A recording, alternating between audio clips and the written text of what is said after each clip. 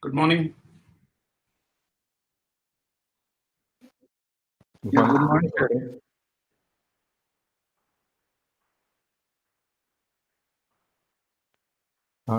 Professor Saiki, I think you are muted. Oh, okay. Good morning, Professor Golpare and Professor Dixit. Yeah. Nice to see you. Yes. See me at the moment. Just give me 2 minutes, and I'll Sure. turn on the video. Yeah. I think we have 2-3 minutes to start, right? Yeah. Good morning to you all. Good morning. Morning. Professor Aikia, Professor Dixit, Good morning. Professor Sahu, Professor Gurpade, Professor Patel, whoever are here. Yeah. Good morning. Good morning. Yeah. It is nice to see you, not physically, at least online. So it is a good platform that we are able to meet. Yeah. That Corona has forced us to meet together in this manner. And hopefully we'll have something more in future also. And we have a plan to have this program every year. And next time we will have some publication also. This time we have not done that exercise, but certainly next time we will do this one. And certainly your support will be required. Yeah. Your participation will be required. So over to Abhas again. I think we have to start.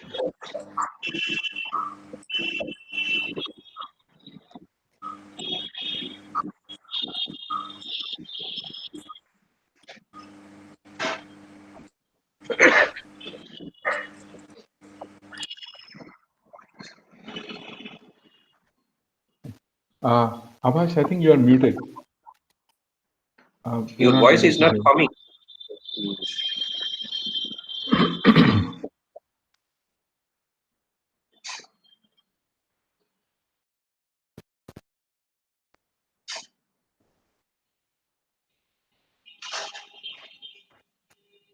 Is it okay now? Yes. Yeah, now it is okay. Yeah. So good morning, everyone. I welcome you all to the second day of conference. And so today we have 5 sessions, 2 sessions in the morning and 2 sessions in the afternoon. And finally, we have 1 session in the evening for contributed talks by PhD students and postdocs. So let's begin our first session. And I request Professor Atul Dixit to chair this session. Over to you, sir. Sure. Thank you, Professor Abhash. Yeah. Professor Ghorpade, should we begin? No, it will take 2-3 minutes maybe. Then Okay. Sure. Atul, I think you can start. I think after you're done, I will try to share my slides. Okay, sure. Yeah. So very good morning to all of you. Welcome to the second day of the conference. So our first speaker in the morning session is Professor Sudhir Ghorpade. I'm delighted to invite him to give a talk. Professor Ghorpade did his PhD from Purdue University, USA in 1989 and joined IIT Bombay as a lecturer in the same year. Currently, he is a professor at IIT Bombay. He has held visiting positions at several universities.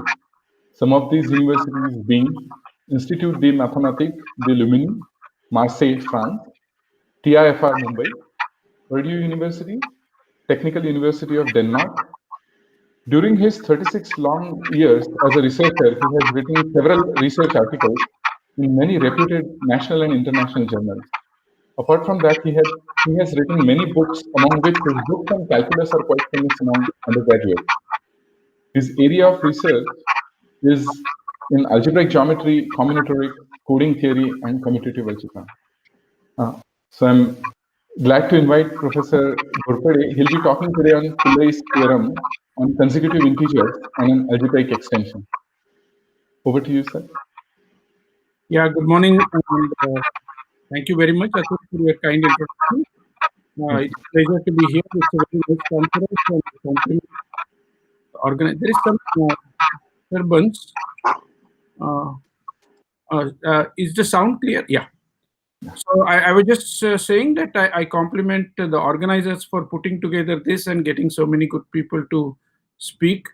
Let me try to share my slides, and then we can begin. So let's see if we can do.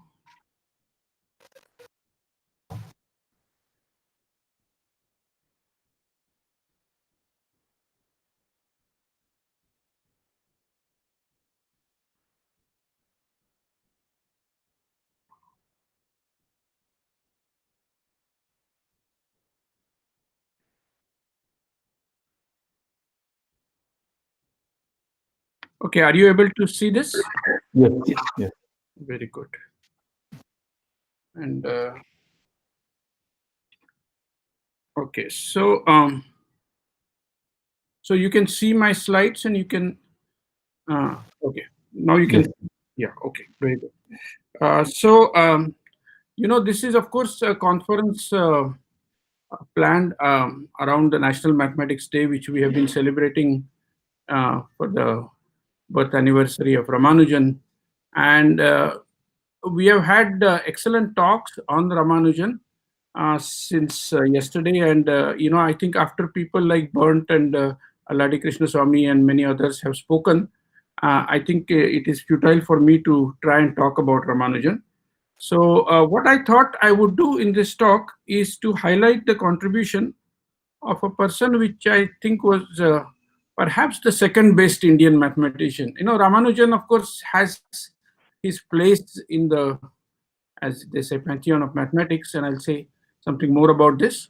But not many people, at least in my experience, are aware of mathematicians of that era or shortly after that, that is to say early 20th century, who did commendable work.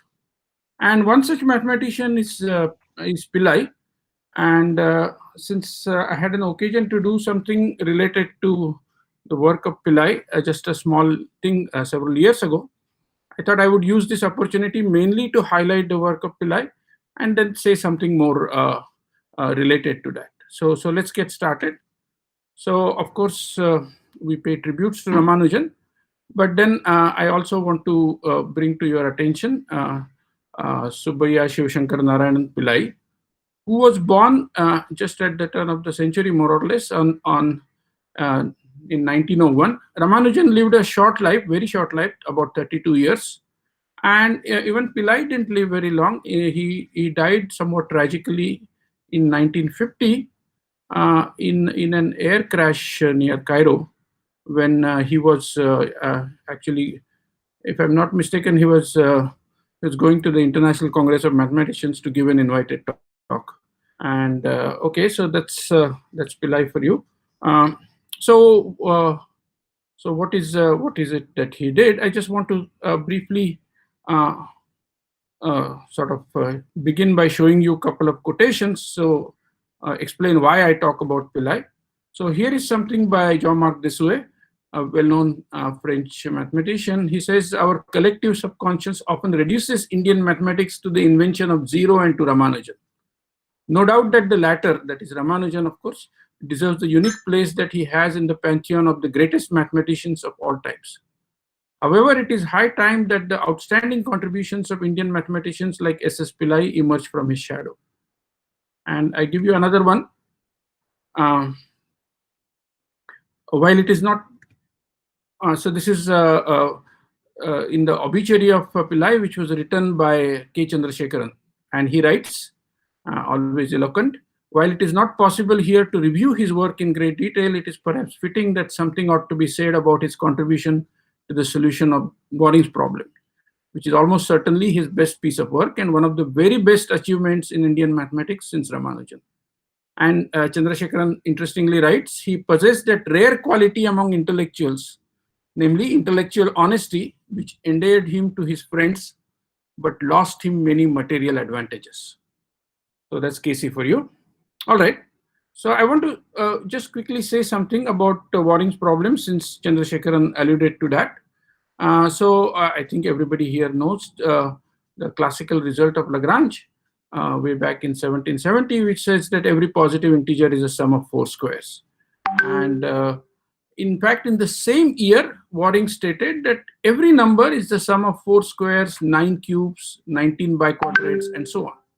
So what is one saying? So if what one is saying that if you sort of fix a power k, and then there is some positive integer, say s, such that every n can be written as a sum of s kth powers of non-negative integers. So and then you can so if once you know such an s exists, so for example, if k is equal to 2, you can take s is equal to 4. Or for that matter, you can take s to be anything greater than 4, because you can always tag on 0 square. So it always makes sense to talk about the least value of s for which this can happen, and that's usually denoted by little g of k. So basically what Waring is saying, that this gk exists for every k. And moreover, g of 2 is 4, g of 3 is 9, g of 4 is 19, etc. Okay. He never gave a proof of this. But so of course, Euler observed, and this is something not very difficult, that if you sort of look at the number, which is say a multiple of 2 to the power k, and you reduce it by 1, so then how would you sort of write it as a sum of k powers? So you can use. So you can use some powers of 2, but not more than L. And so this will, you can sort of easily check that this will require 2 to the k plus L minus 2 k powers. Let me see. I think, sorry, there is a.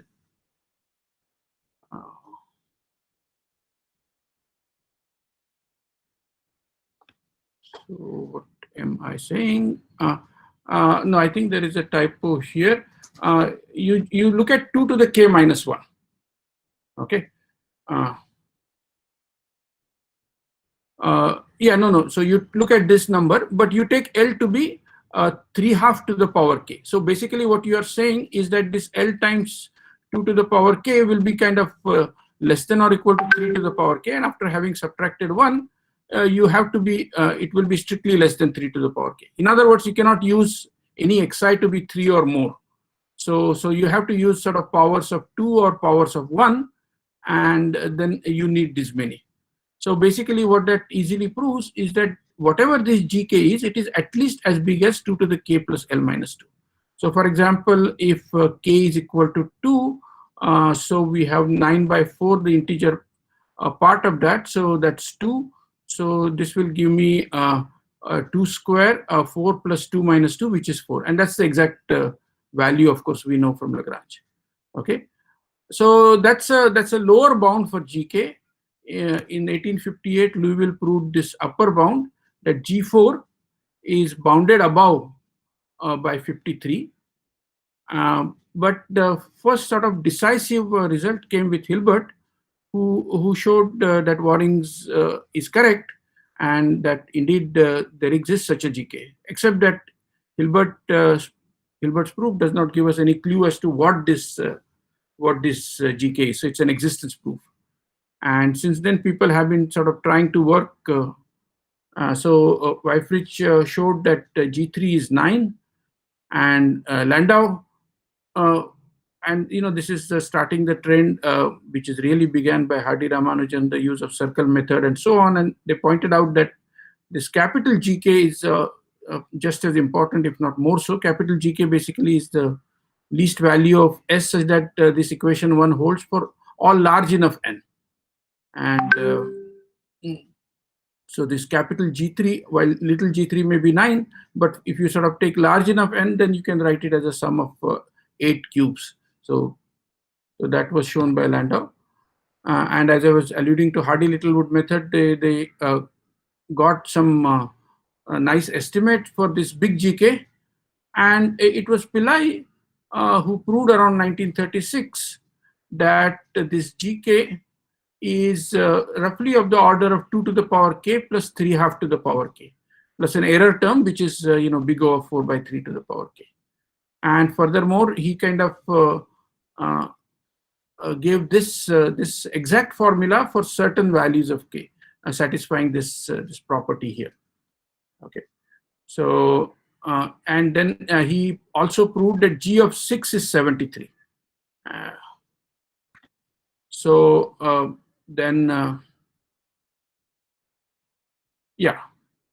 basically, as you can see here, he actually got G of k for all values of k greater than or equal to 7. Okay, so really speaking, what then remained after G2, G3 was G4, G5, G6. Then Pillai cleared the case of G6. He proved that it is 73. Then this Jirung Chen, he proved G5 is 37. Now about 24 years after Pillai. And it was G4 which resisted attacks for a considerable time, and eventually it was proved by our own Balsubramaniam together with Desue and Dress that G4 is 19, and that's a result that made to the first page of New York Times in 1986. So I say this because I want to highlight, that Pillai really made one of the most important results in relation with Waring's problem. Okay, I am going to talk about another a problem which is sort of relatively less known. And why Pillai was led to it was because he was looking at this classical power product problem. What is the problem? It says that a product of consecutive positive integers is never a perfect power. So if I take a product of consecutive integers, say x plus 1, x plus 2, x plus m, then it cannot be power of some other integer y, as long as the number of terms in that consecutive product is 2, and of course you don't take the exponent L to be 1. So as long as m and L are bigger than or equal to 2, so that's the question. And a brief history of this is that Goldbach solved this when m equal to 3 and L is 2. So y square is not a product of consecutive product of 3 integers. Liouville did it when one of the terms in that consecutive product is prime, and eventually Erdos and Selfridge in 75 proved that this conjecture is true in general, having proved some special cases earlier, Erdos and Rieck. So anyway, but that's a later development. So you can imagine that around 1939, 1940, the problem was one of the hot problems, and many people tried to work on it, and they proved some other interesting results. So of course, the general case, as I have mentioned here, was settled by Erdos and Selfridge. but I want to say about some other interesting results that people proved, and I just want to mention one such. Okay, so a byproduct of Pillai's work on power product problem was this little neat observation or theorem that he proved. So he showed that if you take any set of 16 or less consecutive integers, okay, then there exists at least one among them which is co-prime to everybody else. So in any set of at most 16 consecutive integers, there exists one that is relatively prime to all the others. And if you look at the paper of Pillai, he writes, the theorem itself is curious in that it stops at 16. But the method of proof is still more curious because the method of induction applies from an odd integer to next higher even integer. It's an interesting proof, but it fails from an even integer to the next higher odd integer. And he says, I wonder whether such a curious phenomenon in induction happens anywhere else. Okay, and I want to say a little bit more about this 16. So the number 16 is actually the best possible. So there are sequences of length 17, indeed 17 or more, where you cannot find a number which is co-prime to all others. Just take one example here. I take the sequence of consecutive integers starting with 2184 going up to 2200. So there are 17 entries there, and you will see that none of them is co-prime to another. So there is always a non-trivial common factor. So you can also sort of translate this. You can add to every term 30,030, and that will still work. In fact, what Pillai showed is that for large values of m bigger than or equal to 17, there exist sequences of m consecutive integers with no element co-prime to all the rest. He verified this for m bigger equal 17 and less equal 430, and actually believed that this holds true for all m. The assertion was conjectured by Pillai, and then about a year later it was proved by Alfred Brouwer, and then Pillai himself proved it independently. So these are papers published in the same year. So I like to call this the Brouwer-Pillai theorem. So people have been looking at this Brouwer-Pillai theorem, and they have given different proofs. Evans, for example, Harbert, Eggleton, etc. So let me state. So what is the Brouwer-Pillai theorem? For every m greater than or equal to 17, there exist infinitely many sets of m consecutive integers which possess no element that is relatively prime to all the rest. Okay, so in that sense, 16 is the best possible number. So now it is a trivial observation that a consecutive integer is one of the simplest examples of an arithmetic progression, the common difference being 1. And so if I, instead of consecutive integers, if I say that there are, for every m bigger equal 17, there exist infinitely many sets of arithmetic progression consisting of m terms such that no element is relatively prime to all the rest, that will obviously be true. What is not completely obvious is the earlier theorem of Pillai, which is that in any sequence of length 16 or less of an arithmetic progression, there exists somebody who is co-prime to all the rest. That may not be clear. Of course, that is false if you sort of take the initial term and common difference to be non-co-prime, then everybody will be divisible by that common factor. But suppose you take a co-prime arithmetic progression, then the question makes sense. But before I come to that, let me sort of mention that people have also looked at generalizations of this. So instead of if you sort of looked at an arithmetic progression with common difference d, and you look at co-prime arithmetic progression, then the 17 will change to something which may possibly depend on d. Consecutive corresponds to d equal to 1, of course. So 17 by functions of some say m naught d of the fixed common difference, these are proved, for example, by Evans and relatively recently by Otomo and Tamari. Then people have looked at various extensions of this Brouwer-Pillai theorem, Karo, Gasco, our own Sharda and Tangadurai, Sharda with Hasdu in the last few decades. So so I must remark that all these generalizations and extensions are always in the setting of integers and basically use techniques from elementary number theory and analytic number theory. So the history of this is okay. So by the way, in the roughly around 2010 or so, maybe 10 years ago, I had a student who somehow stumbled on this result all by himself.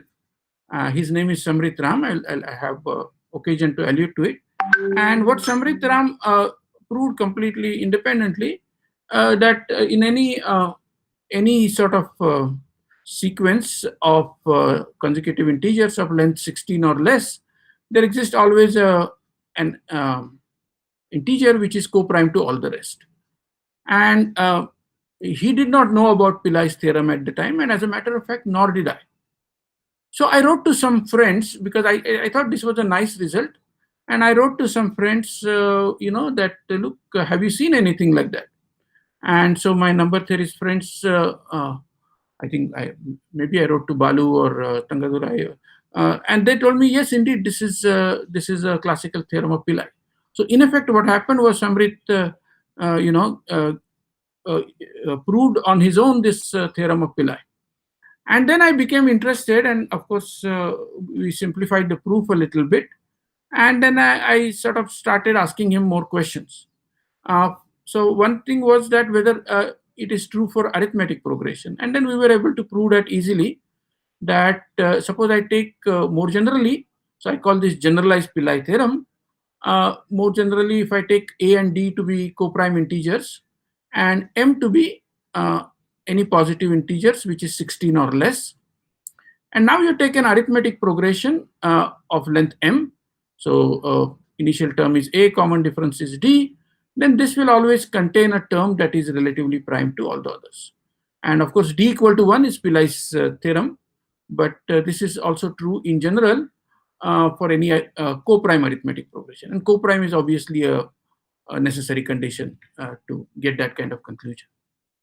Very good. But now something interesting happens. You see, consecutive is a notion which really makes good sense in the setting of integers. Moment you go to a more general setting, for example, Gaussian integers and so on, it's not very clear what is meant by a consecutive sequence of Gaussian integers. But it is perfectly clear what is an arithmetic progression. Indeed, all you need to talk about an arithmetic progression is to be able to add and multiply. So you can be in a ring. And then you need to talk about co-prime integers, and you not to talk about GCD, etc. So let's sort of say that you have a ring in which you have a good notion of GCD. For example, a unique factorization domain. So let's say I take so now suppose instead of so that's the question I asked, in fact, that now suppose I take instead of integers, I take Gaussian integers, and I look at co-prime arithmetic progression. Does a similar result hold? Or maybe it is that the number 16 is replaced by something which has to do intrinsically with Gaussian integers, and can we prove such a thing? So this is the question that we asked ourselves. So let me. So by the way, so in the paper we actually give a proof of this, which is somewhat different from Pillai's original proof. In turn, that gives a new proof of Pillai's theorem, and this is really building on Samrit's original independent proof of Pillai's theorem. So as I was saying, that we asked whether such a result is true if I replace integers by Gaussian integers, or for that matter, algebraic integers, say in any number field of class number 1. I say class number 1 because I want ring of integers to be a UFD. Moment it's a UFD, the GCD would make sense. Or you can just take any UFD, whether such a result is true, or even little more generally, elements in any ring where the notion of two elements being relatively prime makes sense. So now I want to just talk about a little bit of algebra. This is a conference on number theory and algebra. So now we've talked some number theory. Let's talk about some basic algebra. So I remind you, let's suppose R is an integral domain. By the way, all my rings are commutative with identity. So I call R to be a GCD domain if any two non-zero elements of R have a GCD. That means there exists, if you take any two non-zero elements A and B, there is a common divisor D, and if there is another common divisor, then this D divides that other common divisor. So that is they divide this D. So it is CD and it is G. It is greatest among all common divisors. Very good. So GCD. So long as GCD exists in an integral domain, it will be unique up to multiplication by unit. By the way, you can also talk about LCM domain, and LCM domain obviously would be a domain in which two non-zero elements have an LCM. That's a CM which is least. It's easy to define what is an LCM. So it's kind of a, if you like algebra, it's a good exercise to show that if R is a GCD domain, if and only if it's an LCM domain, that is any two non-zero elements have an LCM. But on the other hand, it's not true that suppose you assume that for given elements A and B, GCD of A and B exist, then LCM of A and B exist. So that's not true. But on the other hand, what is true is if GCD of A and B exists for all AB, then LCM of A and B exists for all AB. So you can think about this, just a side remark. You call a domain to be a Bezout domain. Basically, if this Bezout equation holds, you write GCD as a combination of the numbers. Put it another way, if every finitely generated ideal of R is principal. I want to be able to talk about primes and such things. So there is a notion that a domain is called atomic if every non-zero non-unit in R factors into a product of irreducible elements. So it's something like a factorization domain. So, and then there is a slightly weaker version of that, and it's called sigma atomic, which says that basically just every non-zero non-unit should be divisible by some irreducible element. Okay, so it's obvious that atomic implies sigma atomic, and if you have a UFD, then that's obviously atomic because it's a factorization domain. Everything is uniquely factored as a product of irreducible elements, and a UFD is obviously a GCD domain. That GCD of any two elements makes sense, and this is more or less as we do in the case of integers. Okay. Another remark I should make: everybody knows, I'm sure, from a first course in algebra, that an irreducible element in a UFD is prime, and the same thing is true for an irreducible element in a GCD domain. Okay, so much for a digression into some algebra. Okay, so now I just want to sort of because it's okay to talk. By the way, I did not make these definitions; these exist. Some of them, like sigma atomic, I was not aware, but I became aware of that terminology. A natural question to ask is, why do you want to indulge in some such generality? Are there good examples? Why not just stick to UFD and then you have all these properties? And I want to answer that and allude to a work of a mathematician which was published in exactly the same year when Pillai's paper was published. So this is Helmer.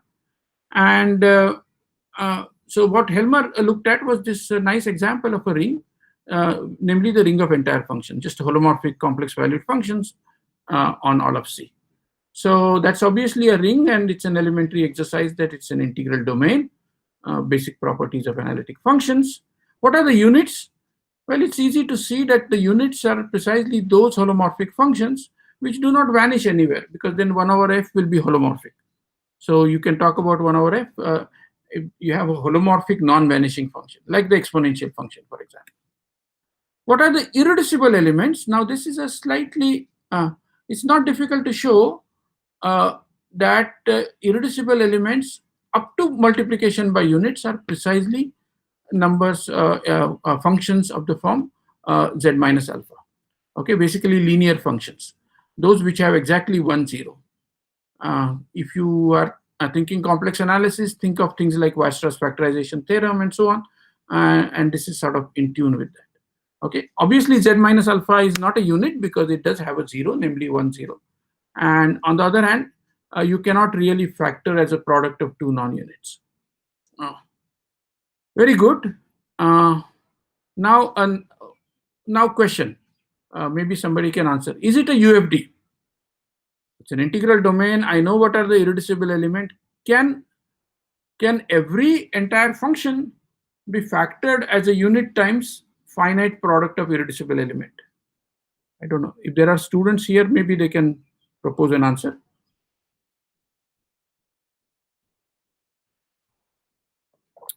Well, you easily see that it's not a UFD because you have functions which have infinitely many zeros and which are holomorphic everywhere. Take sin z, for example. You cannot possibly factor it as a product of this linear thing times a unit. So it's not a UFD. On the other hand, it is a sigma atomic domain.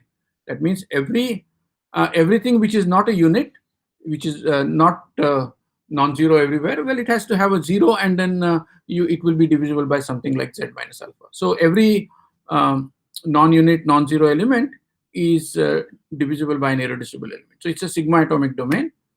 So Helmer actually proved a non-trivial result that this ring is in fact a GCD domain. Actually, he proved a more general thing. He proved that it's a Bezout domain. But as I have remarked, clearly, as you look at sin z, it's not a UFD. Okay, so this is a nice example of a sigma atomic GCD domain which is not a UFD. More things are known. For example, I take any subring of the ring of entire functions which contains polynomials properly, then you get a sigma atomic GCD domain which is not a UFD. And you take any such R prime and you look at a polynomial ring, then you would get a sigma atomic domain which is not only not a UFD, but it is neither Noetherian nor Bezout. So if you like interesting examples of rings, you can generate them. So all right. So I just wanted to make this remark to talk about. Okay. So now I come back to the original question. How much time do I have? Maybe about 10 minutes. Atul? Yeah. 12 minutes. Okay, very good. All right. So now remember what the question was. The question was that if I look at let's say a nice UFD, then can I have something like generalized Pillai's theorem? That means whether there is some number like 16. So what is so special about 16? So what I want to sort of be able to say is to such a general domain. For example, think of Gaussian integers, or think of ring of algebraic integers of a number field of class number 1. Can I associate in some natural way say positive integer, so that any arithmetic progression of length that positive integer or less contains a term which is co-prime to all the rest. And somehow this association should be such that when I take the special case of integers, I should get the number 16. So with some effort, we actually came up with the correct notion, and that is what I like to call a decomposition number. Okay, so the following notion that will be crucial in the extension that we proved of generalized Pillai theorem. So let me explain what this is. So suppose I take I can define it for any integral domain. Suppose I take an integral domain with identity, of course, and I will denote it by R. 1 sub R. So the decomposition number of R, which I denote by delta sub R, is the smallest rational prime, just a smallest prime number P, so that if I look at 1 plus 1 plus 1 added to itself P times, so P times 1 if you like, then that is divisible by at least 2 distinct prime elements of R. Okay. Of course, this P times 1 need not be prime when you sort of push it to R. For example, that phi may be a prime in integers, but when you go to Gaussian integers, it's not a prime. It's like 2 plus I into 2 minus I. And 2 plus I, 2 minus I are primes, or irreducible elements in the ring of Gaussian integers. So now what I do is, so in fact, in the case of Gaussian integers, well, of course, 2 is also a product of two things, but 1 plus I into 1 minus I, but they're 1 plus I and 1 minus I are associates of each other, you see. They differ by multiplication by unit. On the other hand, when you look at Gaussian integers, you will see that phi is that least prime, so that it is divisible by at least 2 distinct prime elements. 3 remains prime in Gaussian integers, as you know. So I define this decomposition number to be such the least prime p, so that p times 1, so p when extended to the ring R is divisible by at least 2 distinct prime elements in R. Okay. Of course, it can happen that no prime in Z is divisible by 2 distinct primes in R. In that case, I define the decomposition number to be infinity. Okay. So I hope the definition is clear. Let's look at some examples. So the decomposition number of Z, well, of course, every prime number remains a prime in Z. There is nothing to do here. On the other hand, so decomposition of number of Z is obviously infinity. If my ring happens to be a field, well, then everybody practically is a unit. So the decomposition number, has to be infinity. On the other hand, it's not difficult to show that if you take an integral domain A, then the decomposition number of A is same as the decomposition number of the polynomial ring over it, and also the decomposition number of the ring of formal power series with coefficients in A. If I take this Helmers example, the ring of entire functions, then one can show that the decomposition number is infinity. Okay. Okay. Let me look at a ring of integers. So suppose R is sort of generated by an algebraic element alpha, and suppose you think of ring of integers where you can find such an element alpha. And let's say alpha satisfies a monic irreducible polynomial fx. Then it's a well-known result of Kumar and Dedekind that the factorization of let's say a prime number in Z when extended to such a ring exactly corresponds to factorizations of the minimal polynomial fx as a product of irreducible factor. So the Kumar-Dedekind theorem will tell you that it's this decomposition number will be the smallest rational prime p, so that you look at the minimal polynomial, reduce it mod p, then that should be divisible by 2 distinct irreducible polynomial in Z mod p zx. Okay, so that's just an observation. So in particular, suppose I take a quadratic field q adjoined square root of some square free integer m with the property that it's class number 1. So the ring of integers is a UFD. I'm sorry, this prime p should not be there. Then you can use that Kumar-Dedekind theorem to show that the decomposition number is 2 if m is congruent to 1 mod 8. And if m is not congruent to 1 mod 8, then it's the least odd prime p, so that the Legendre symbol mp is 1. In particular, if I take m to be -1, then you can check that the decomposition number of Gaussian integers is 5. You can also show this directly, as I was indicating earlier. Very good. So let me just make, just by way of examples, you know that for cyclotomic integers, the ring of integers is actually generated by zeta m. And now suppose I take that ring of cyclotomic integers where the class number is 1. So this ring of integers is a UFD. Then incidentally, we know precisely which values of m for which this is a UFD, and this is an old paper of Masley and Montgomery. And then you can kind of characterize the decomposition number as the smallest prime p for which L is bigger than 1. I'll explain what is L, and P is not a primitive root mod L. So what is this L? Well, you take L is something which depends on M and P.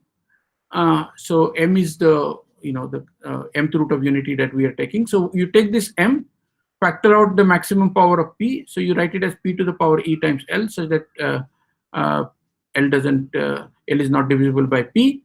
So you want this L greater than 1, and P should not be a primitive root model. So you can use a old theorem of Bachmann, for example. The point of these examples is basically that you can use some elementary or algebraic number theory or something else to calculate this decomposition number rather explicitly in many examples. Okay. All right. So now let me state what is the main result that we proved. So needless to say, a co-prime arithmetic progression is something which makes sense in a GCD domain, and of course by that I mean an arithmetic progression in which the first term and the common difference are relatively prime, as long as notion of GCD makes sense. So what we proved is the following: that suppose R is a sigma atomic GCD domain of characteristic 0. If that sounds too technical, you can just take a UFD of characteristic 0. That's of course a sigma atomic GCD domain. But as I pointed out to you, there are nice examples of sigma atomic GCD domains which are not UFD, like entire functions. Then what we proved is that any co-prime arithmetic progression in R with at most these many terms. What is the number? The number is minimum of 16 and 1 plus decomposition number of R. So you replace 16 by this quantity, which is whichever is less out of delta R plus 1 and 16, then that contains a term that is relatively prime to all others. So that's basically a generalization of Brouwer theorem. What about Brouwer-Pillai theorem, which basically said that for 17 or more you cannot get arithmetic progression in which one fellow is co-prime to all the rest. So we also proved that with a mild assumption that let's just assume that no prime of no rational prime, no prime in Z is a unit in R. Then we showed that for any M which is strictly greater than this number, minimum of 16 and 1 plus delta R, there exists a co-prime arithmetic progression in R with M terms such that none of its term is relatively prime to all the others. So in some sense, 1 is an analog of generalized Pillai theorem, and 2 is an analog of the Brouwer-Pillai theorem. Okay. So suppose I apply to R equal to Z, number 1, what do you get? You get, we have seen delta Z is infinity. So 1 plus delta Z is also infinity, and minimum of 16 and infinity is of course 16. So that's Pillai's theorem for you. Okay. And similarly, if R is Z, then of course no prime is a unit. Only units are plus or minus 1. And the second result is basically the Brouwer-Pillai theorem. Okay. On the other hand, if I apply it to Gaussian integers, as I just explained to you, the decomposition number was 5. So 1 plus delta becomes 6. So minimum of 6 and 16 is 6. So what that basically says is the Brouwer-Pillai theorem will hold for Gaussian integers with 16 replaced by 6. Both the generalized Pillai theorem as well as Brouwer-Pillai theorem, because this hypothesis that no prime of Z is a unit in the ring of Gaussian integers is obviously met. I think I have finished my time. So just make a couple of quick remarks that, of course, as students of mathematics, we are trained to sort of ask, are these hypotheses crucial? Of course, I need GCD domain in order to talk about GCD, but do I really need sigma atomic? And the answer is yes, it's crucial. I just give you one example. Suppose I take the ring of all algebraic integers, complex numbers integral over Z. Then it can be shown that it's a Bezout domain and therefore GCD domain. On the other hand, one can also show that the decomposition number of this domain is infinity. Okay, because there are no prime elements in this arithmetic progression. Sorry, because there are no prime elements in it. That's clear. If you take any non-zero non-unit, it will factor in some extension of Z. So in the ring of algebraic integers, unless it is, yeah. So I mean, you cannot sort of expect some p to be factored as a product of at least two distinct irreducible factors, because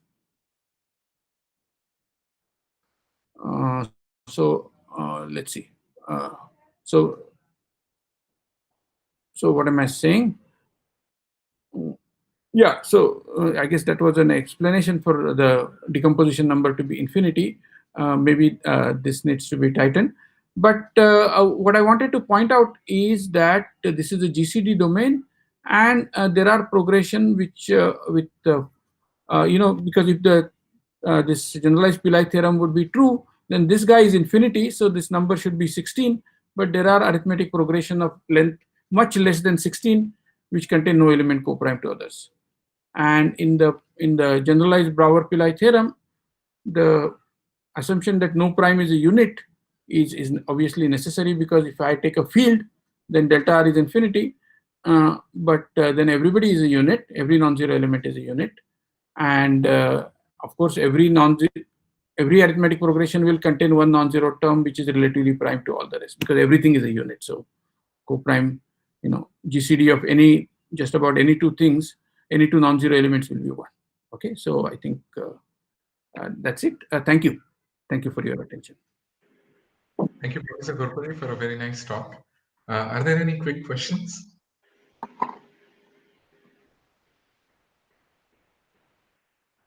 Okay.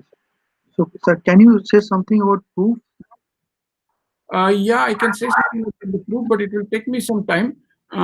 If you allow me, I can refer you to my paper with Samrit, which is published several years ago in Acta Arithmetica, and you can get it from the internet. I think all my published papers are there on my homepage, a PDF file.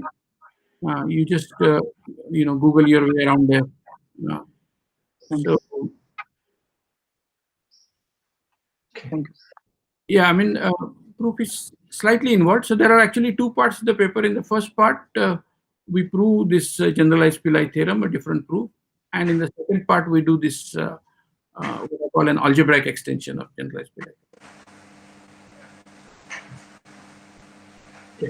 Thank you once again, Professor Ghorpade, for this interesting talk.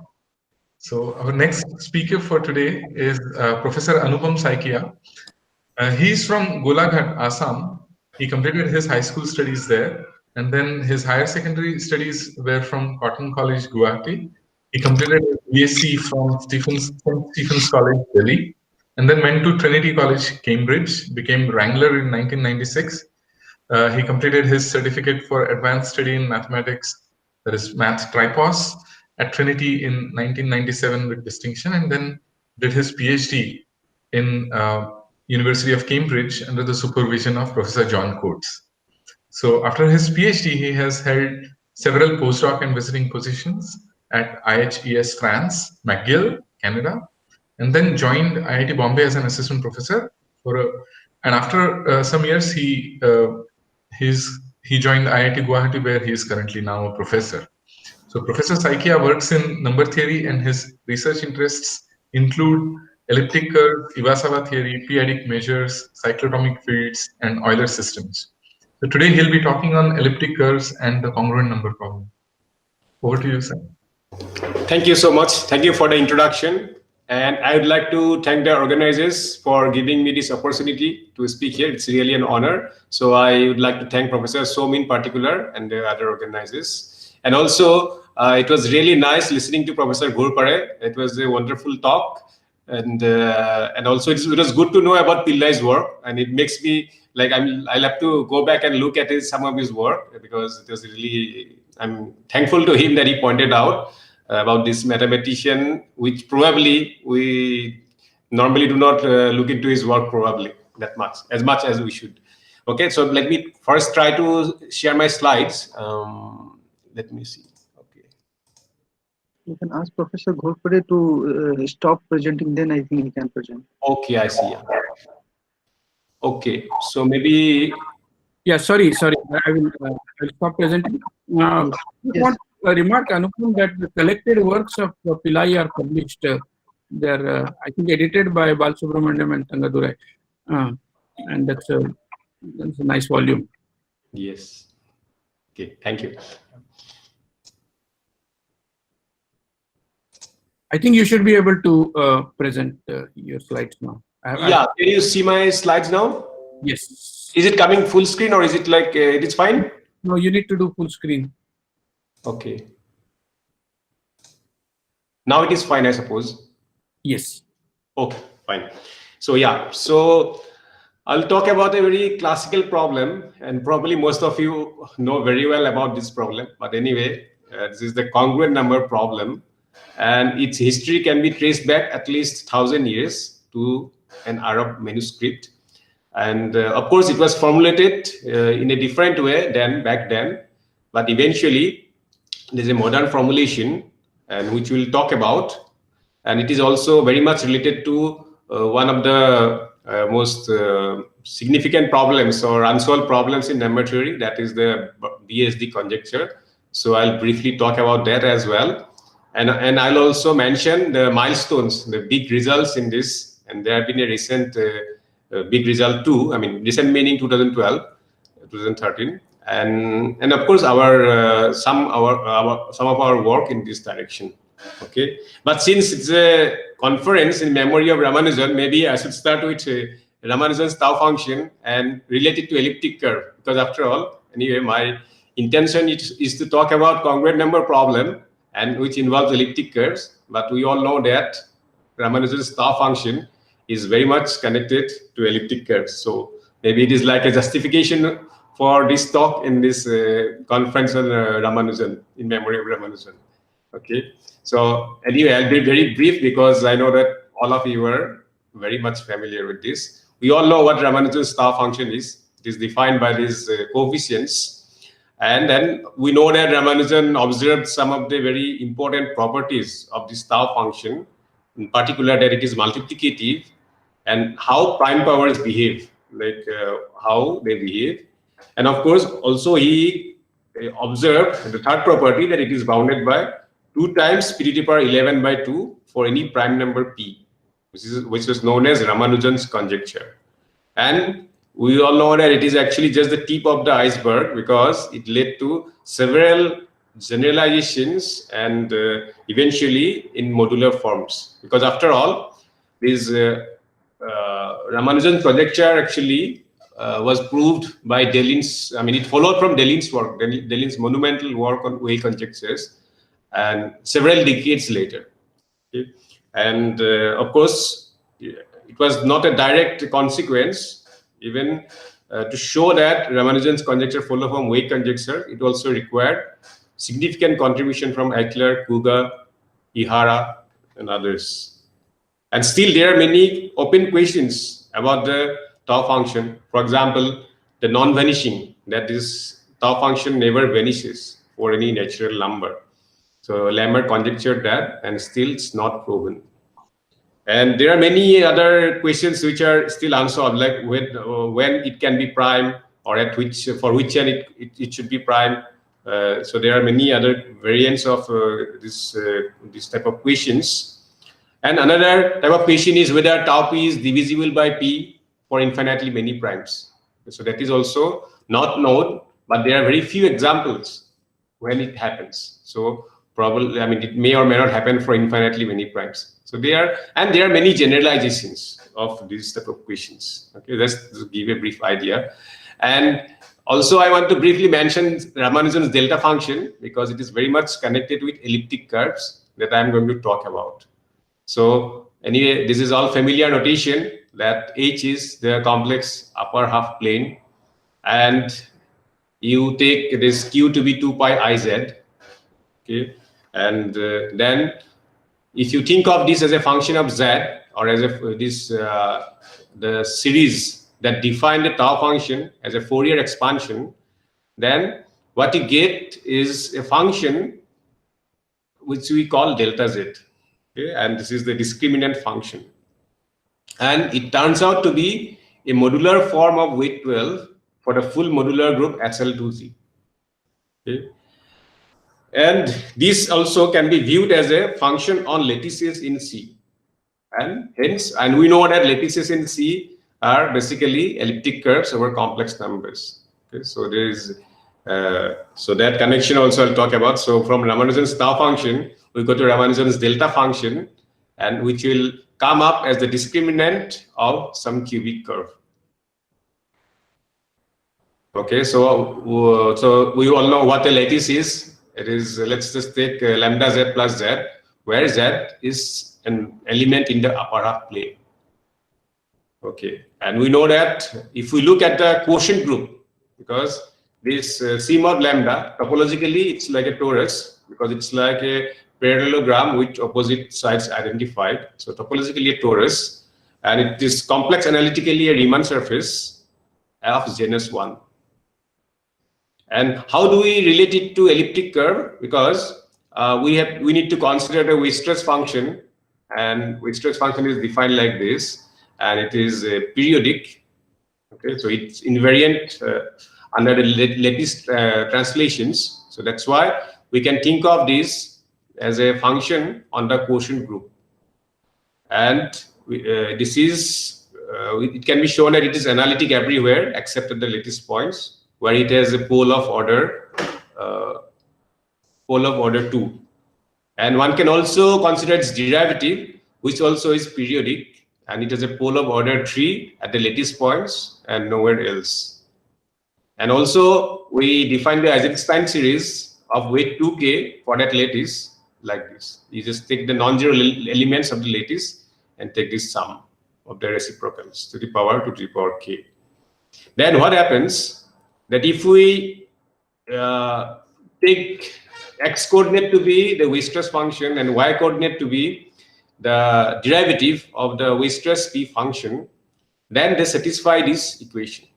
Okay. So in other words, we can find a map from C mod lambda, the complex numbers quotiented out by the lattice, to a curve which is given by y square equal to 4x cubed minus ax minus b, where a and b are defined in terms of this Eisenstein series for the lattice. Okay, and this is what for us is an elliptic curve.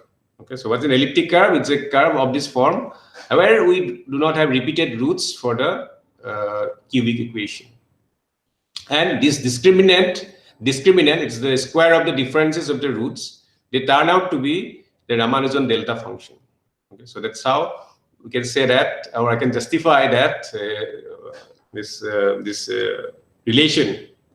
Starting with a tau function, we can get to an elliptic curve, and we can go backwards also, because if we start with an elliptic curve, then actually we can find a lattice such that this a and b, they satisfy. I mean, they turn up as Eisenstein series. So the value, I mean, this Eisenstein series for the lattice. Okay. So that association is there. So actually now that allows me to like present this talk in the Ramanujan's conference. Okay.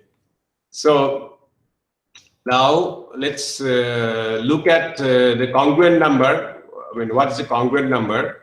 So a positive integer n is called a congruent number if it is the area of a right triangle, all of which sides are rational numbers. Okay. In other words, what we are looking for, we are looking for a right angle triangle, p square plus q square equal to r square, where p, q, and r are rational numbers, and the area is n, which is half of p and q.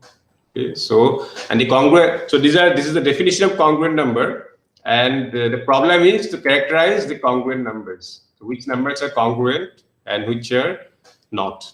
For example, we will 6 will be a congruent number easily, because 3 square plus 4 square is 5 square, and half of 3 times 4 is 6, which is the area of that triangle. So that is known as the congruent number problem. And it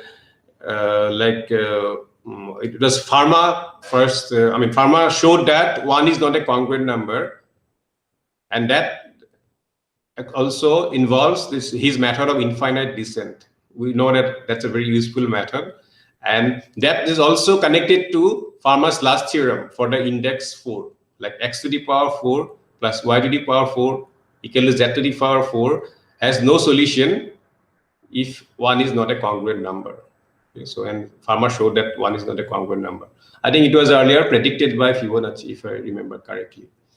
Okay, but this question now can be framed in terms of elliptic curves. Okay, so, and the elliptic curve which we can relate to this question is this congruent number elliptic curve En, which is given by y square equal to x cube minus n square x.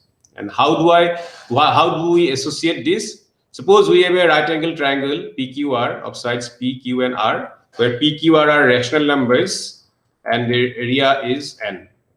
Then with this PQR, we can take this transformation x to be r by 2 whole square and y to be r p minus q p plus q by 8, and then we find that they satisfy this equation y square equal to x cube minus n square x. And conversely, if we start with a point on the elliptic curve y square equal to x cube minus n square x, then we can take p to be x square minus n square by y, q to be 2xn by y, and r to be x square plus n square by y. They will all be rational numbers, as x and y are rational. And important thing is y is non-zero. So, and we can easily verify that p square plus q square will be r square, and half of pq is n. Of course, we'll take the absolute value because we want the sides to be, positive rational numbers. Okay, so that's how we can frame, we can think of this question or reformulate it in terms of finding a point on the elliptic curve with non-zero y coordinate. Okay, so whether n is a congruent number or not boils down to the question whether there is a rational point on the elliptic curve y square equal to x cube minus n square x, where y is non-zero. Okay, anyway, so since we need to have it for any field, it can be finite field also. And so what we, in general, what we can say that an elliptic curve for us will be an equation of this form, y square equal to x cube plus x plus b. Because we can always, we had this coefficient 4x cube, etc., but we can always absorb it. We can make some transformations and we can get the equation in this form. Of course, there is a general version when characteristics 2 and 3, but we do not need to bother about that. Here we can complete the square or complete the cube, or we can get rid of this x square term, etc. There's some which is easier which you can readily do in characteristic 2 and 3. And of course, we all know, this is familiar with all the audience, but anyway, that they have very special properties that distinguish them from other curves. So elliptic curves, one distinction is that they may contain infinitely many points with rational numbers as coordinates.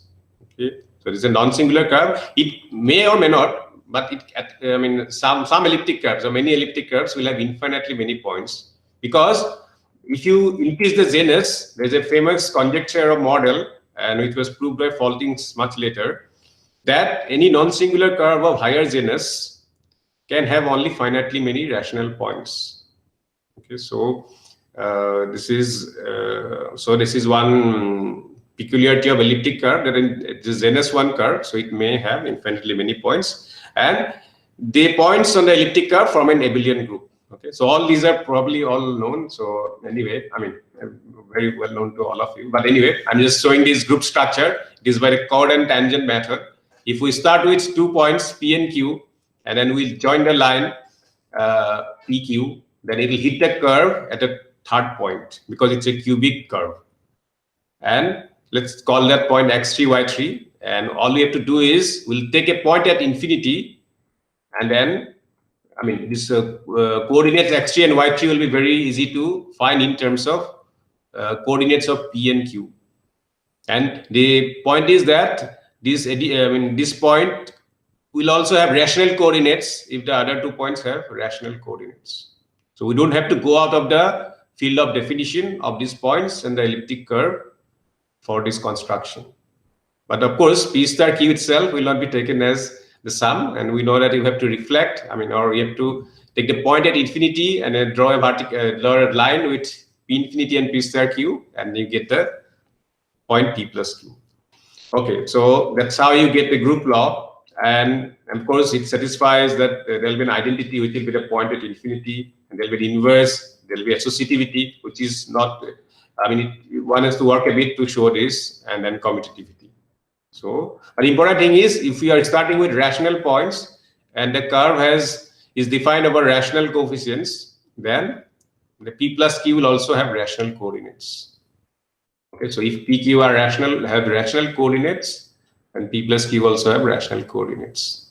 So we can take the points with all rational coordinates, and it gives us a group which is known as Mordell-Weil group. And we know the Mordell-Weil theorem, it's finitely generated abelian group. Okay. So it will have, by the structure theorem of finitely generated abelian group, it will have rank, say R copies of Z and some torsion points. Okay, and model prove it for rational numbers, when we prove it for number fields. So this is actually true for number fields also, finite extensions of Q.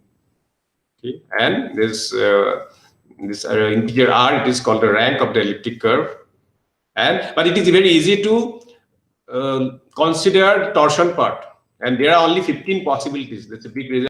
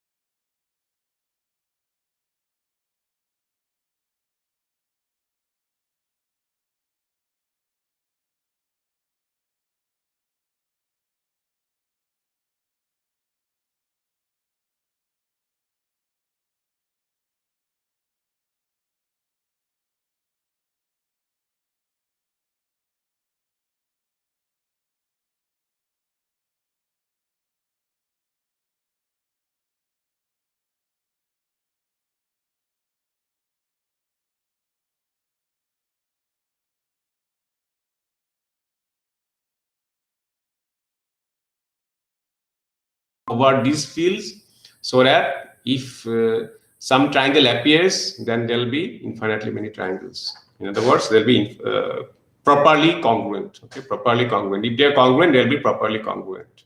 Okay, in other words, if we take a theta congruent number over a multi-quadratic field, then it will have infinitely many triangles corresponding to it. Okay, with sides in that field. Okay, so that's what it boils down to. A result can be stated like this. And what is the key step? Key step is like first we have to show that this torsion part of the theta congruent number elliptic curve over such a multi-quadratic field is a 2 group. Okay, and for that, what do we need to do? We need to use quadratic twists and the first condition. So first condition is required to make it just a 2 group. And once we have it as a 2 group, we'll show that we'll rule out 4 torsion.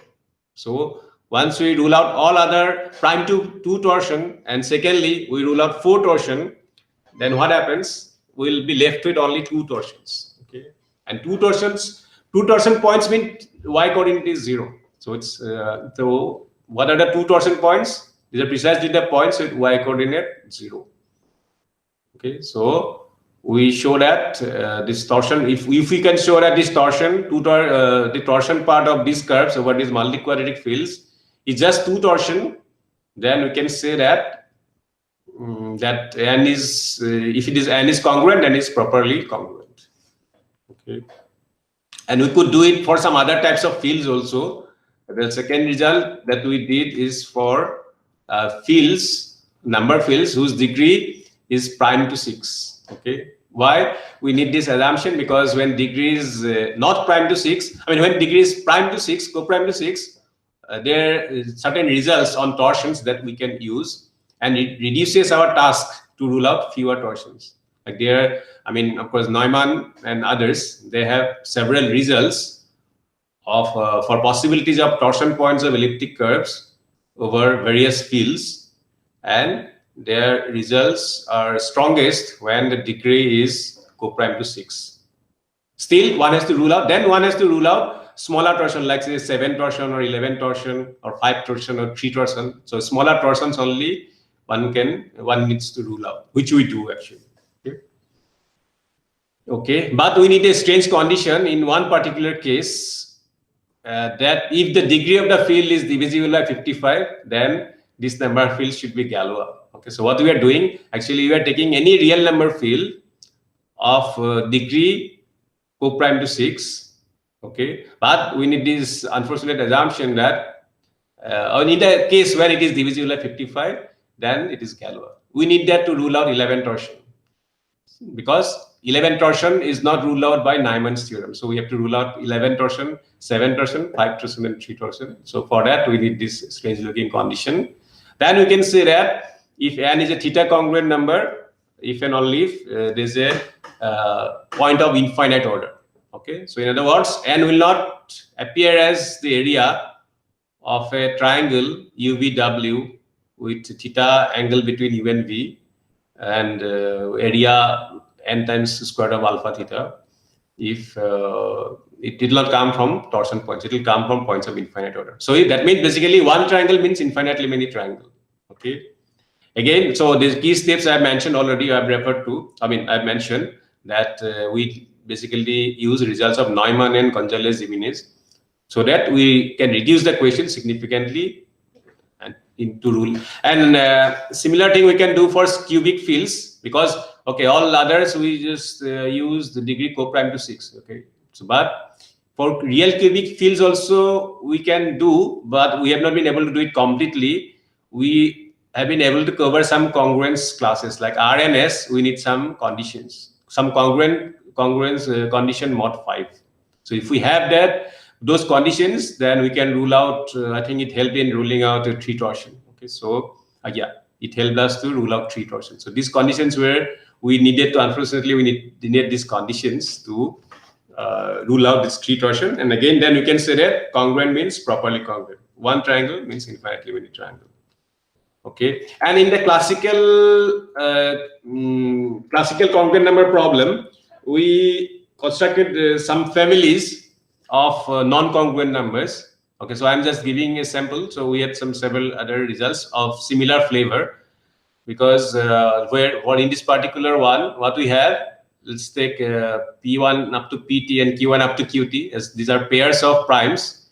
So one set is congruent to either 1 or 5 mod 8, and the second set is congruent to either 3 or 7 mod 8. And we need some Legendre-Semel conditions. And if we have these conditions, then we can say that this number is non-congruent. Okay, and we can show essentially from Dirichlet's theorem on primes in arithmetic progressions that in fact there are infinitely many such pairs. So we get highly composite numbers which are non-congruent, because this T is arbitrary here. Okay, so we can do this, and we have similar kind of variants of this. Okay, so which we have not yet communicated, but there are some variants of this.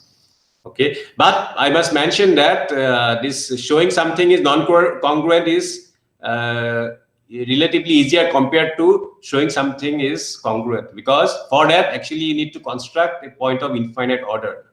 Okay, and that's usually these Wigner points that one considers, and then one has to show that these Wigner points are actually points of infinite order. So that constructing points of infinite order is in a difficult direction, and this direction is like ruling out existence of those points. So there are like some standard methods like two descent or like Monski matrix. There are some standard ways of doing that, or some Selva groups arguments are there, so that can be done. Yeah, but yeah, so what Tian did it actually, he constructed those Wigner points for, okay, so I think my time is up. So these are the references, and yeah, thank you for your attention, and yeah, thanks. Thank you, Professor Saikia, for a nice talk. Are there any questions?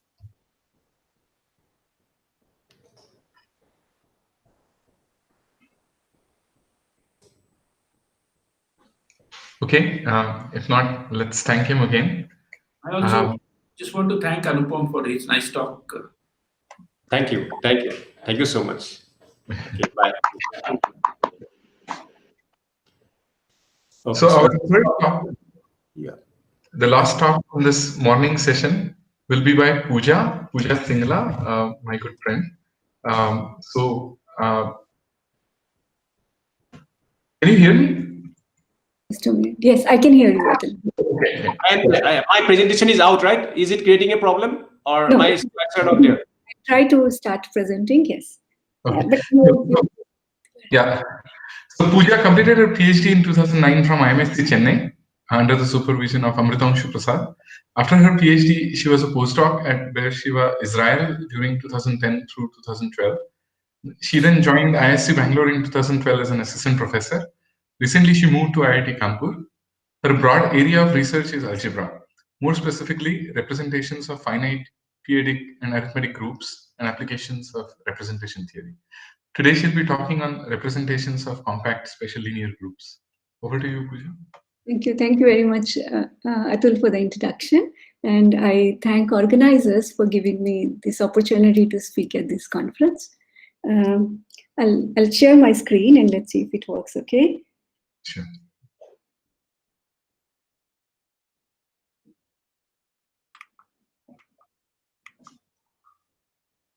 Is this?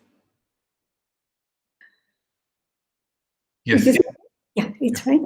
Yeah, okay, I'll be, yeah. So, so my main area of research, I would say, is representation theory. So let me just start with the notions that we'll be seeing in the lecture. So for me, the notion, I will be using G for a group, and by representation, I mean a homomorphism from group G to the general linear group GLV. Okay, and where V is a finite dimensional complex vector space. So in representation theory, we are always interested in the questions regarding, given a group G, what are its all representations? So in this talk, I'm going to talk about certain groups and their representations. And this is a joint work with my student Hassan M. Okay, I'm talking about the work that we did together. So just to bring out, motivate you about this problem, so let me start with certain standard known groups for which we know the representations. So the first class of groups for which we know the representations is SN, symmetric groups. This is, for example, we know it from many authors have worked on it. Let's say Young did it completely to begin with, where he gave the Young modules construction to irreducible representations of the symmetric group. Okay, and then the next family, which we know completely, is the general linear group with entries from the finite field. Okay, this one way of saying that we know it completely is from the work of Green. It appeared in 1950s. Okay, so now one can generalize these groups a little bit. Okay, so here I have finite field FQ. So in particular, it has Z mod PZ, right? So now what if I generalize these, instead of Z mod PZ, I have these rings, Z mod P to the KZ. These are finite rings, finite commutative rings with identity. So general linear group with entries from these rings make sense, right? These are all finite groups. And the question is, so I will be looking at representations of these groups.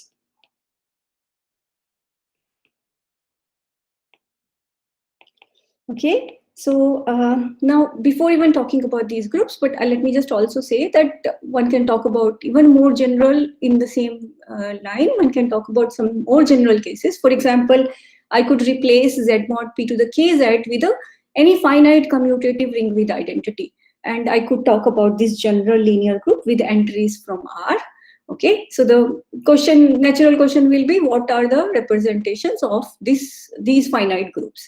Now, maybe I should say that these two questions are one way of relating. Of course, this is a generalization, but other way of showing that these appear naturally for all rings R is that each finite ring, finite commutative ring, is a product of local rings. Okay, so these are commutative rings with unique maximal ideal, and somehow these are the simplifications of all finite commutative rings. And other examples of these are rings of the form FPT mod T to the K. Please keep that in mind. That so in my talk you will see both of these rings appearing very naturally, and at times I will be comparing, the results will be comparing these two rings. Okay, so I'm bringing this into your attention, and you will see this phenomena coming up again and again. But this is, I mean, this is like, I would want to say this as a number field case and this as a function field case. So when I'm looking at GLN with entries from Z mod PKZ, I'll say this is the number field side. And when I say FPT mod TK, I'll say it's function field side. Okay, so the groups are clear, right? These are finite groups with rings from these, with entries from these finite rings. Okay, so the question, as I said, I'm interested in determining representations of these groups, but then it's enough because these are finite groups. Every representation decomposes as direct sum of irreducibles. So it is enough for me to ask about the irreducible representations of these groups. Okay, that's the question that I'll be talking about throughout this talk. And not just GLN, one can also replace this GLN with other general groups like SLN, special linear group, symplectic group, orthogonal group, with entries from these rings. So these questions also make sense, right? So I can talk about irreducible representations of all these, and these are all finite groups. So that I will be more interested with, in this part at least, I'll be interested more in SLN. So I should say that I have been, most of my work so far in representation theory is dedicated to looking at representations of these groups. And before actually talking about some results, let me also give you another direction from where these groups naturally come into the picture.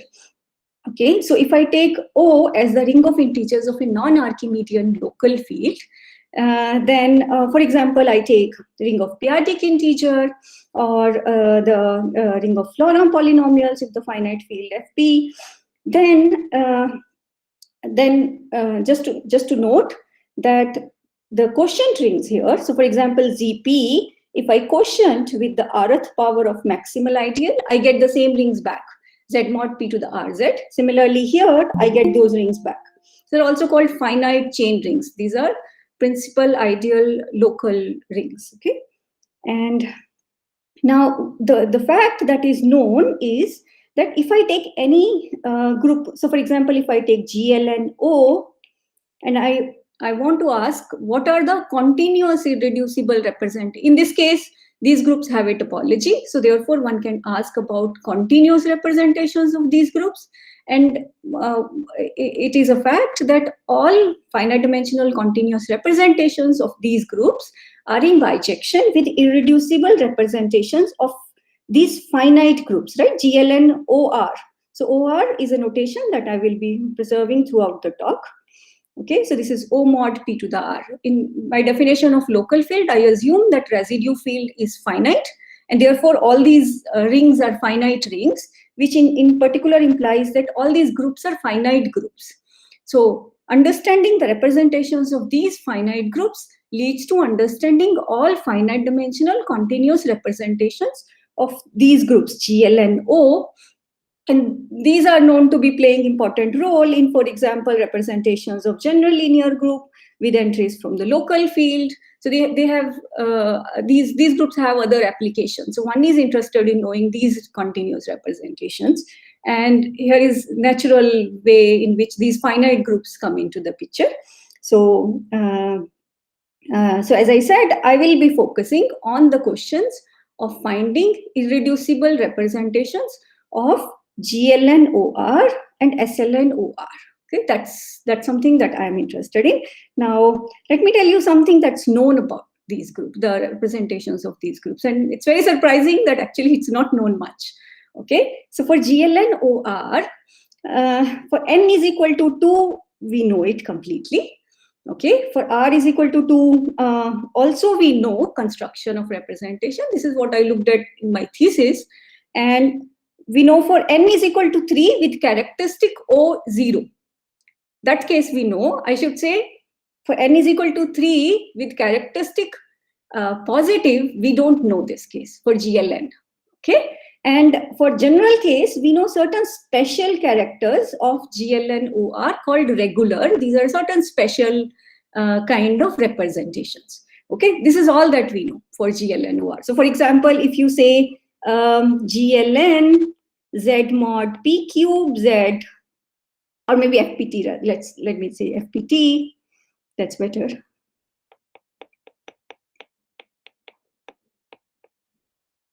TR, GL3. So we don't know this. We don't know the representations of these groups. Okay, so it is. I mean, for me, I could not believe to begin with. I thought that these are so easy groups, but yeah, it was a surprise for me. And now I've told you something about GLN, and I'll be comparing about GLN SLN situation. I'll be more focused on SLN, so I want to also point out something with SLN here. So for SLN, let's compare these results. So for SLN, n is equal to 2 is known, but it's known for p not equal to 2. Okay, that was a result by Hykin in 2006. And for r is equal to 2, again, this result is known, but with the extra assumption that p does not divide n. Okay, so when I'm saying p is the cardinality of the residue field. P is the characteristic. Okay, P is the characteristic of the residue field. So that's where P is. And for n is equal to 3 and characteristic 0, again it is these people did also SLN, but characteristic 0. Okay, and for regular also these for SLN case it's known, but under again the hypothesis that P does not divide n. So if you will compare these GLN and SLN results, there is a difference in both the kind of results that we see. For SLN case, we always observe that P not dividing n are the cases that we know. So P dividing n is sort of not taken care here. And this indicates that maybe there are certain things that happen for SLN with P dividing n case. Okay, so this is something that so we are curious about why it happens. Does it really make a difference? because the methods here, as one looks at the literature, the methods don't work. So if one wants to use these methods, these do not work as such. So here I want to just look at this history and just to point out to you. So for example, SL2 F2T mod TK with K greater than equal to 1, K with K greater than equal to, rather, let me say 2, is not known. Okay, so it's not covered here. And these are the groups that I will be focused on, okay, throughout this talk. So SL2, is this clear that SL2 F2T mod TK, because here the characteristic is 2 and that's not covered in this case, which is n is equal to 2 case. Okay, so it's a case that one needs to worry about. So so in this direction with Hassan, what we proved, for p equal to 2 case, which is the characteristic, that means, so what we did, we gave a construction of what we call as regular irreducible representations of groups SL2OR. Okay, for these cases where if characteristic O is equal to 2, then for R greater than equal to, for all R greater than equal to 1, which in particular implies we did SL2 F2T mod TR. We gave construction of all the representations of these groups. And if characteristic O is equal to 0, because we were worried about more of uniform, so we are able to give the construction of this case where R is greater than equal to 4E plus 2 in case characteristic O is equal to 0 and where E is the ramification index. So in case characteristic of the ring of integers is 0, there is a ramification index of the ring that plays a role. Okay, so that under that hypothesis, we are able to give the construction. Now, so this is, I should say, this is the main result that we do. We give a construction of representations. And here's the word regular. In this case, just take it from me that in this case, for example, when I'm here in this group, it says all representations. Okay, regular means all, because the ones that we have not included are being taken care by something else. I will talk about it when I'll talk about the ideas. So believe it or me that regular means everything that was left out is taken care. Okay, so this is the main result. Before talking about what goes into proving these results, I want to talk about some other related problems that are there in the literature. And we try to also talk about those, address those problems. So the first related problem towards this. So the problem is about constructing representations of groups GLN-OR and SLN-OR. Okay, the first related problem that I want to talk about is called group algebra isomorphism problem for these groups. Okay, so what it says. So for that, first let's just notice that if I'm given two ring of integers O and O prime, then their residue and their residue fields are isomorphic, then these groups have the same cardinality. The GLN OR has the same cardinality as GLN O prime R. Right? Where O prime R, I mean, is O prime quotient with P prime, 10th power of P prime. Okay, so it's a conjecture by Urion that if two ring of integers have isomorphic residue fields, then if I look at the group algebras of GLN OR and GLN O prime R, they're isomorphic. Okay, so this is a conjecture that Urion proved, and so this is a conjecture that Urion gave, and he proved it for n is equal to 2 case. Okay, it's very surprising. One wouldn't expect such results. I mean, cardinalities of two groups are equal does not imply isomorphism. In particular, I mean, here, if you think about it, this talks about relating number field and function field, right? In some sense, it says that it's something that one does not, I mean, it's, if you're looking at this from number field, function field relation, it's kind of a very surprising conjecture, and getting any result in this direction is interesting. It's, one doesn't expect to begin with that just cardinalities are doing it. That says there is something more happening here. Okay, so for n is equal to 2 case, he proved it. And then while doing, as I said, for r is equal to 2 case, I looked at my thesis. So we could do it for r is equal to 2 case, proving this conjecture. And it's open for all other cases. For GLN, okay, it's open for all other cases. In particular, GL3, it's not known. we strongly believe it's true, but we don't know. Okay, so in particular, what it implies that, as I say, GL2 Z mod PRZ, this group algebra for this group is isomorphic to the group algebra of FPT mod DR. Okay, for all r greater than equal to 1. Now, once you have GLN conjecture, there is, of course, you can ask parallel question for SLN also, because even there the cardinalities are going to be equal. So in this case, Hyken, while giving his construction for SL2, he proved that these two group algebras are also isomorphic. This implies for odd prime. So I remember Hyken's result was only for P not equal to 2. Yes. So for odd primes, these two group algebras are isomorphic. That's what he proved. This is the number field, this is the function field, and he said that these are isomorphic. Okay. Now, what we get in our result, and this is a very surprising result for us, is that we proved a theorem. It says that if characteristic O is equal to 2, we got it as a corollary of our construction method. So it says that if I'm given two rings O and O prime, such that one is of characteristic 2 and another is, that means one is positive characteristic, another is zero characteristic, such that their residue fields are isomorphic, we prove something like a non-isomorphic result in this case with P equal to 2 case. Okay, so we prove that for L greater than E, the group algebras, here it's a 2L, okay, these are not isomorphic. So in particular, we get some non-isomorphism results here. So it's very strange actually. So let me show you this. Maybe this page has the summary of all I'm saying. I'm saying in particular, we get it for all R. There is not even something that. So we say that if R is large enough, these group algebras, where here it's a 2, these are not isomorphic. And if one compares it with these two results, here for GL2, it is true for all R and all P, and it is true for all odd primes. It was a very, very surprising result for us. And it does indicate that P dividing N case does behave totally different ways. There are many changes. Of course, the methods also are different, as I will talk about, but even results can differ. Okay, so that was very interesting for us to see.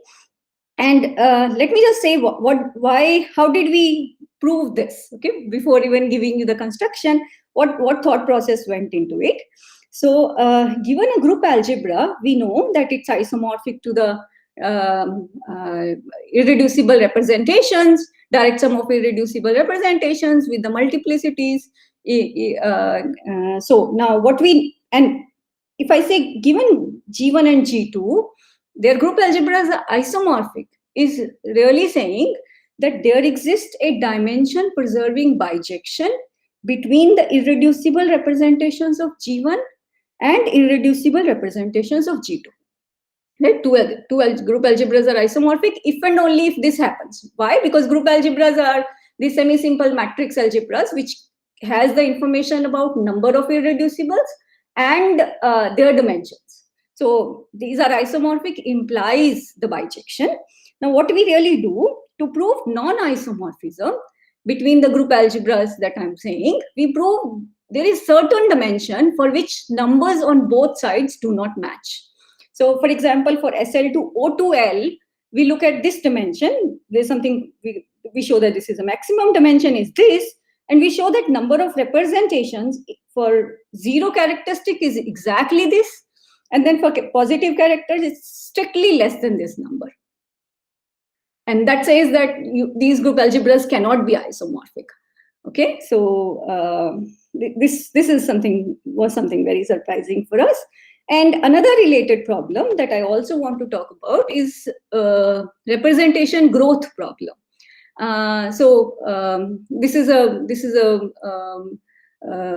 These are the kind of problems that were introduced by Larsen-Lubotsky, and so it basically asks about the number of irreducible representations, how a group behaves, how this number behaves with each dimension and all. So let me say it more precisely. I'm not going to talk about representation growth problems in general, but in this setting, what do we mean by this? So let's say G is a topological group, then let's fix the R and G as number of inequivalent continuous irreducible representations of G of dimension n. Okay, a group G is called rigid if this number is finite for every n. Okay, because whatever I'm going to talk will make sense only for the rigid groups. Yes. Now, if a group is rigid, I can look at this function n going to Rng. This is called representation growth function of G. Okay. Now a rigid group G is said to have polynomial representation growth if this sequence, where I look at all representations of dimension less than equal to n, is bounded by a polynomial in n. Okay, this is called a polynomial representation growth. Now, once I know that it is a polynomial, if I'm given a rigid group with the polynomial representation growth, it's natural to ask me that what is the minimum of T, what is the infimum of T such that Rng is this capital of NT, right? What is the least of those T? And now this is related to also, one can look at the Dirichlet series associated with this representation. So I said this to look at this numbers Rng. So one can talk about this Dirichlet series, and this infimum that I was talking about turns out to be the abscissa of convergence of the zeta GS, the Dirichlet. I mean, this is the basic from the number theory that we get, that given this sequence, I'm just looking at the polynomial I'm looking at the growth of this sequence, right? So it is obtained by the abscissa of convergence of this representation zeta function. It's called representation zeta function of G. So now we are interested in knowing also, given our groups are, so here when I'm looking at my groups, I'm looking at the groups, for example, SL2O. Okay, these are rigid groups. Why? Because all these have, I said all the representations are coming from finite groups, right? So these one can show that these are actually rigid groups. They have also all representations of given dimension. Number of irreducibles of a given dimension is finite. One can show that, and then and they have polynomial representation growth also. That is also proved. So the question is, what is the abscissa of convergence? Okay, so the results that are known in this direction are, for example, Larsen-Lubotsky and Eisenberg-Avni. They have showed that the abscissa of convergence is between the interval 1 and 22. And then Heikin proved that for P not equal to 2, abscissa of convergence is 1. Okay, so Avni, Klopsch, and Wall, they proved that it is 1 for P equal to 2, but under the hypothesis that characteristic is 0. Okay, so all this is about SL2. Now, for characteristic O is equal to 2 case, it is proved by Hassa and Stasinski in 2017 that this abscissa of convergence lies between the interval 1 and 5/2. So what we did with Hassan from our construction method, we proved that even for P equal to 2 and characteristic O equal to 2, we get the abscissa of convergence as 1. So in this case, I mean, in terms of growth function, we didn't see any difference in number field and function field or P even and P odd. So that is also another very interesting thing. I mean, we saw a difference in group algebras, but the difference was not clear in the growth function. So the abscissa of convergence turned out to be equal, and that was another surprising fact for us. And so to prove this growth function, we looked at the asymptotic behavior of numbers and dimensions of irreducible representations of these groups. So that's what we did. Now what I'm going to talk about is I'll say a little bit how we proved, how did we give the construction of irreducibles of SL2. Okay, and this can give you some flavor of general methods that go into problems like this. Okay, now so maybe before this, let me just say, talk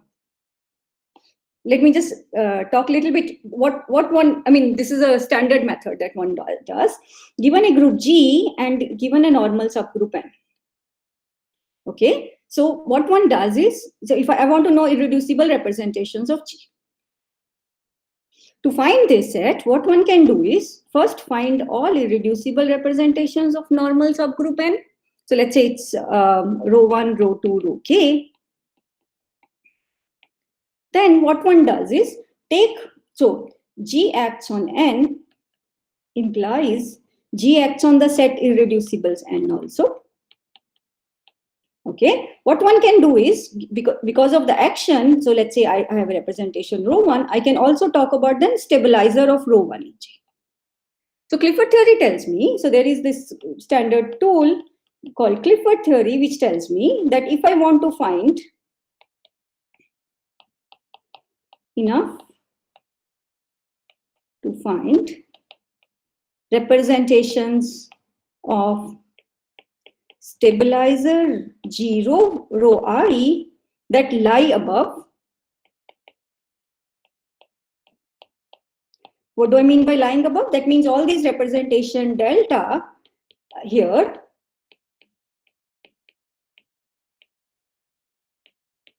such that when I restrict delta, I see rho I in it.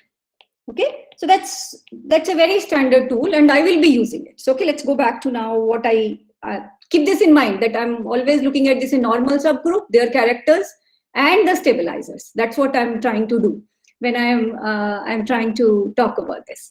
Okay, so now I'm given this group G. To just keep it simple, I'll be talking about R is equal to 2L. So as I said, in this article, we look at R is equal to 2L case and give the construction for that. Although we get certain results for general R also, however, construction is for this case. Now, and to keep it also simple, I'm just keeping this as the notation. FPT mod TR. Now, let me talk about P not equal to 2 first, because that's easier. So let's take the group G, which is SL2 FPT mod TR. Now, and it has a very natural normal subgroup, which is called Lth congruence subgroup.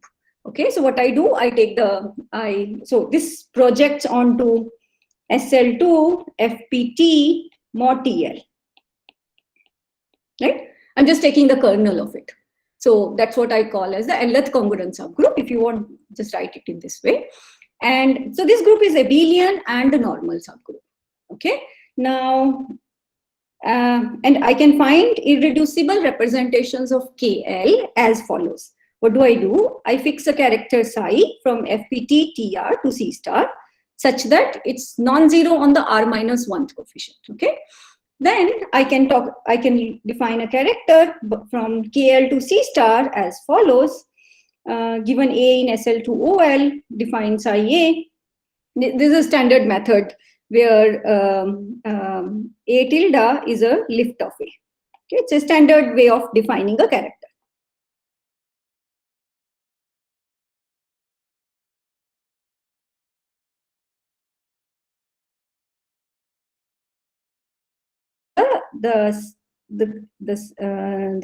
Actually algebra, actually SL2OL and the characters of KL. Now,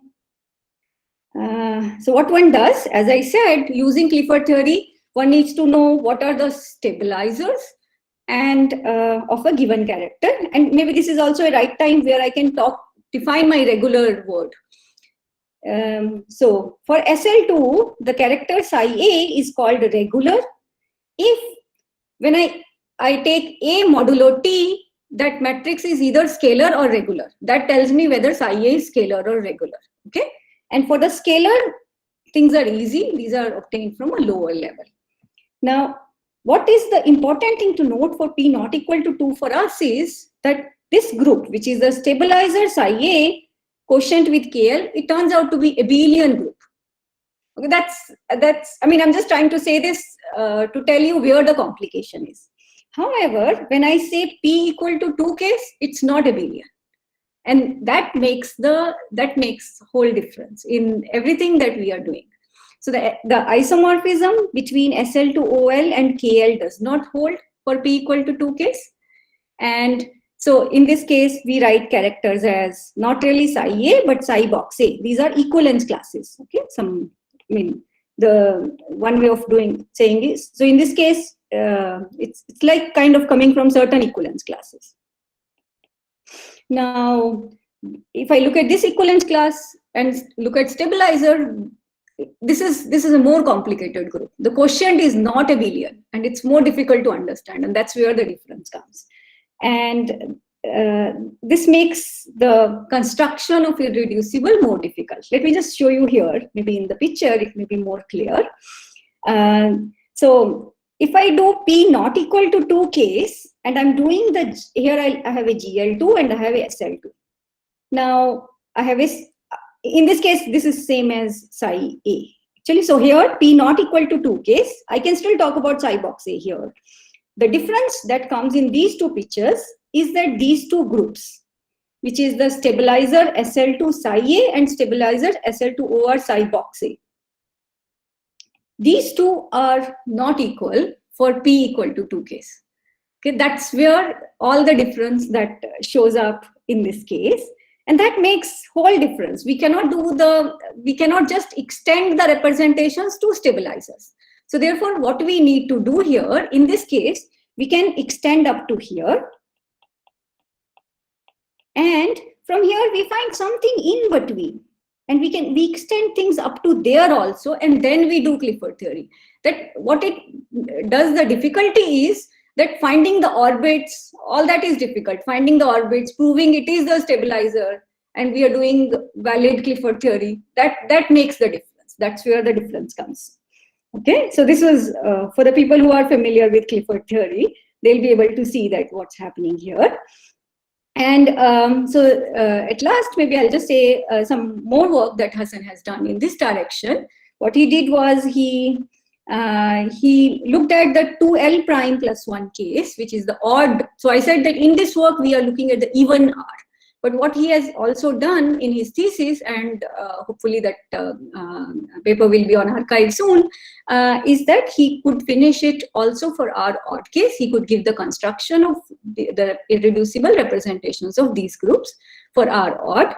And the R odd case introduces even more difficulty. So R odd is even more difficult. So here, if you notice the difference between these two is, here from GL2 to SL2, there is some extra information that comes for R even case. For R odd case, even that is lost. And that creates a difficulty for him. And yeah, maybe I think I'll stop here. Yeah, thank you very much.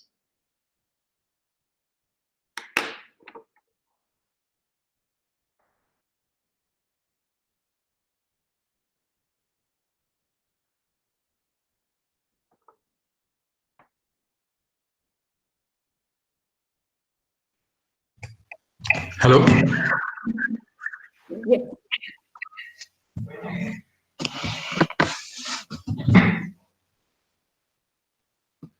So can you hear me? Yes, I can hear you. I can hear you. Yes. So thank you very much, Pooja.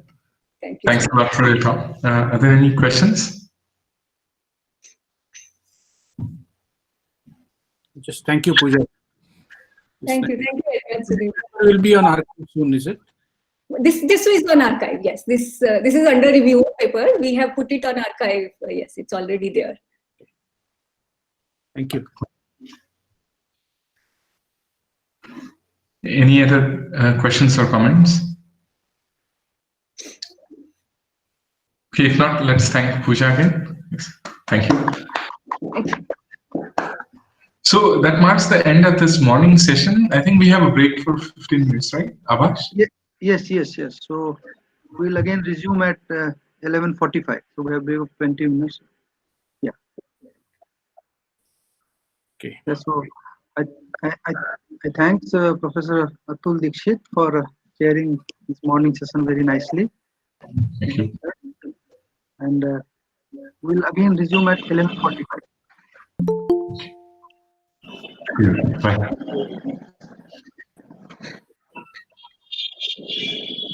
Abbas, I don't know. Yes, sir. Continue.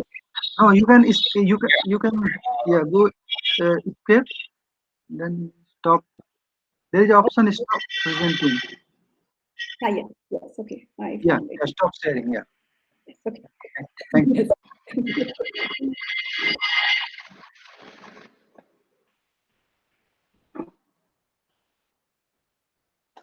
my sharing, Abbas. Yes, sir. Yeah. Hello. My sharing is at 11 for 11:45. next Yes. session. Is it? Yes. 11:45. Okay. Yes. Okay. 11. Yes. So So first Somnath Jha, then yes. uh, Somnath has then already Verma, MK Verma. joined. Yeah. Then Mahendra Verma, he has also joined, I guess. He was joined.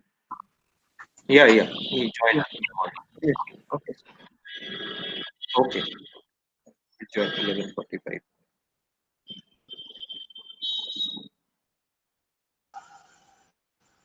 So, uh, Dr.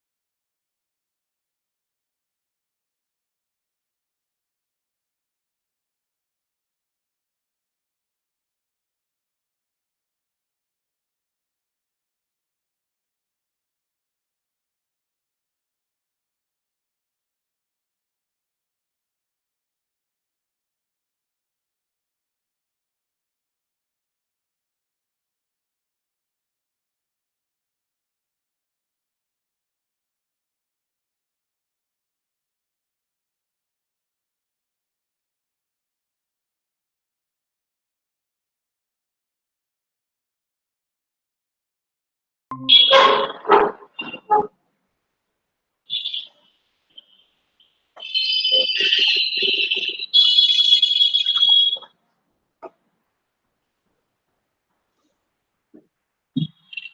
so I think we can start our next session.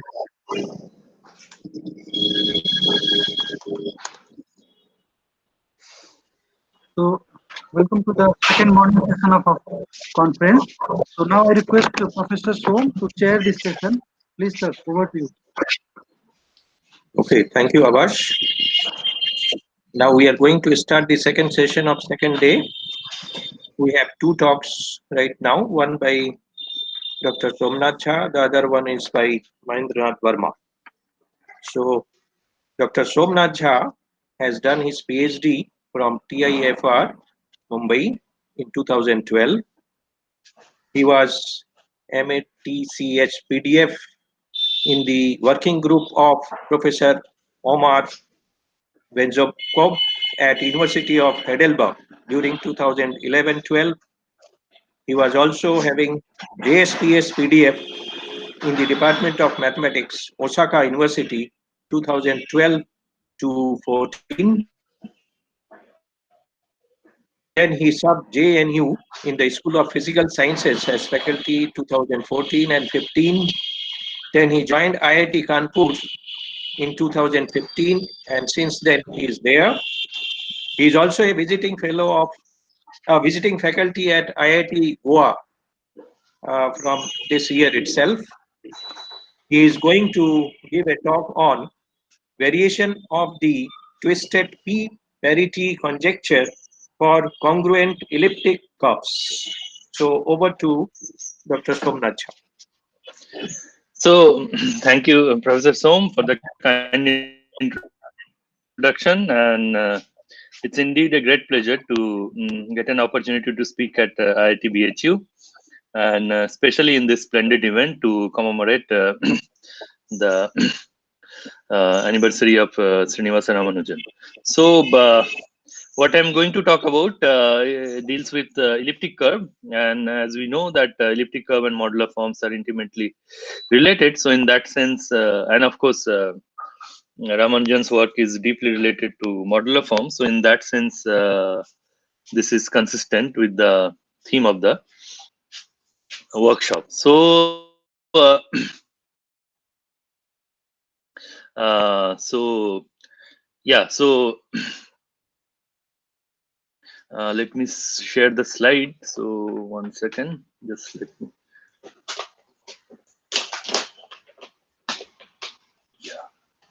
Yeah, so maybe it is visible now. Just want a confirmation from someone. Can you see Yes. this slide?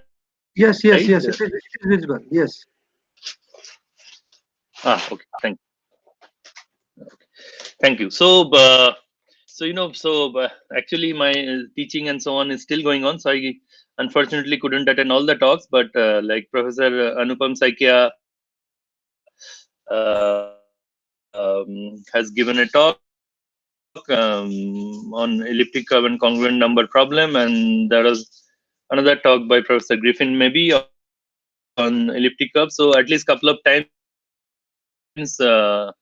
everyone probably has seen elliptic curves.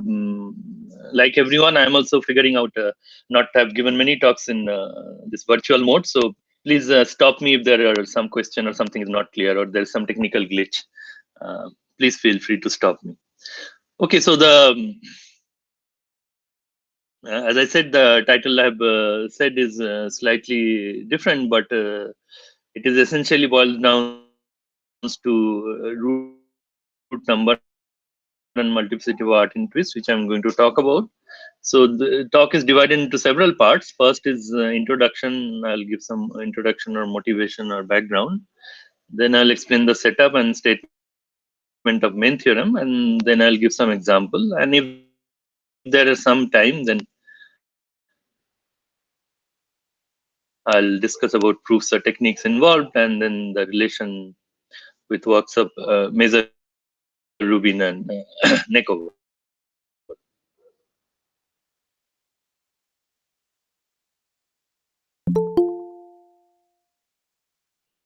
Okay, so let E over Q be an elliptic curve.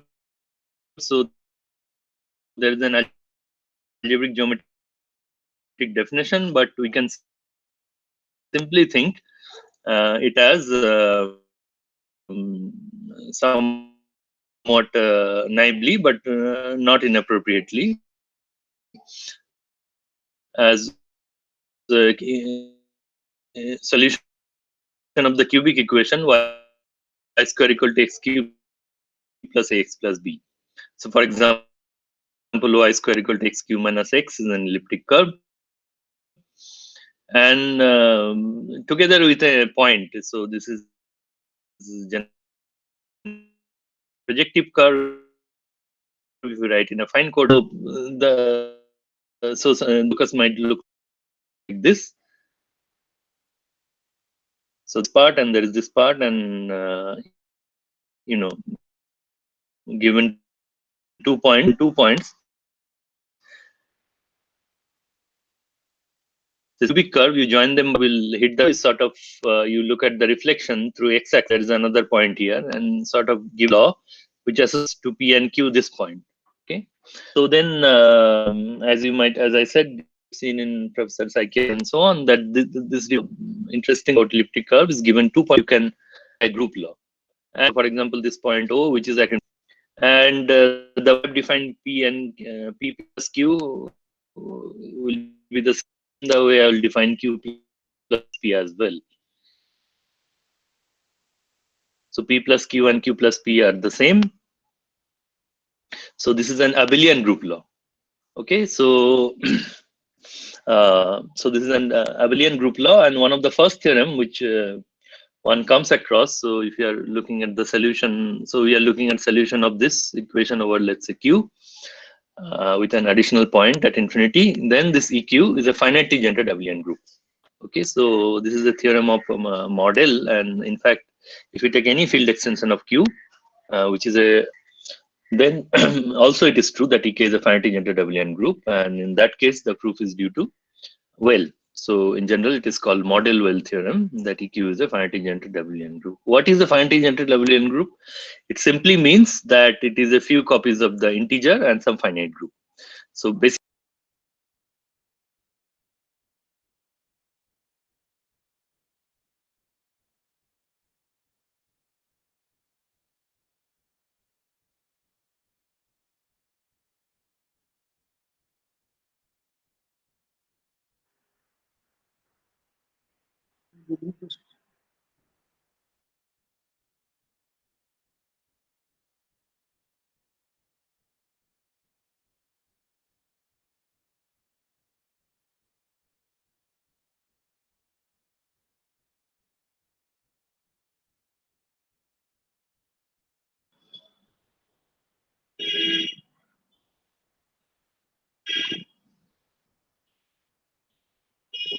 Is there some disconnection? He was, I think he left the meeting. There was some network issue, I guess. Some network issue maybe. Yes, yes. Let him rejoin.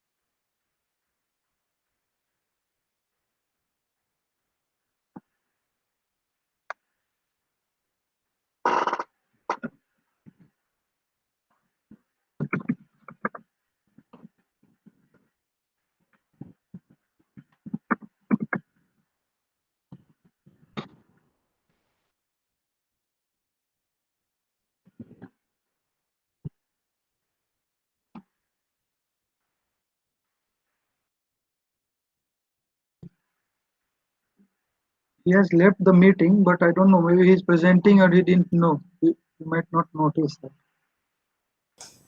Shall I try to call him? Yes, yes, if it is possible, please, sir. Yeah, okay.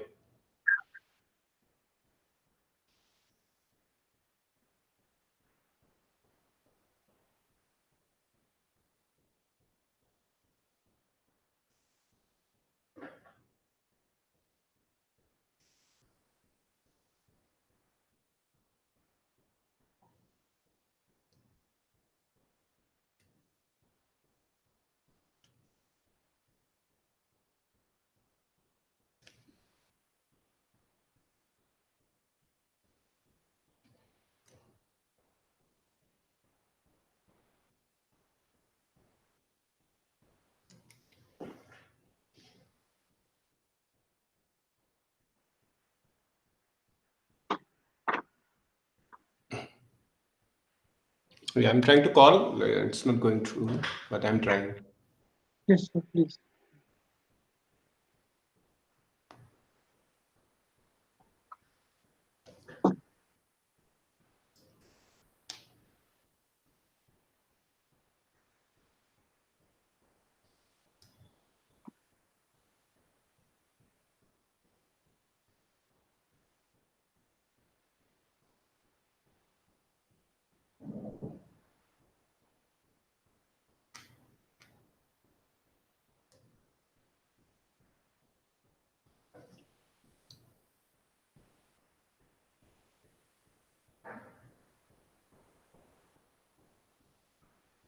He has joined. Yes, Okay, fine. Yeah, here's one. Yeah. yes, yes. Okay. Somnath, you got disconnected, so we're not sure whether you presented or Ah, not. oh, I see. Okay, so should I start from the beginning? We saw the first slide only.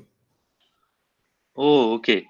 I see. So okay, yeah, sorry. So maybe I start from.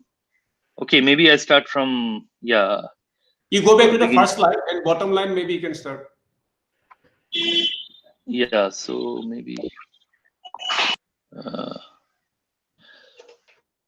so is the slide still visible, Anupam?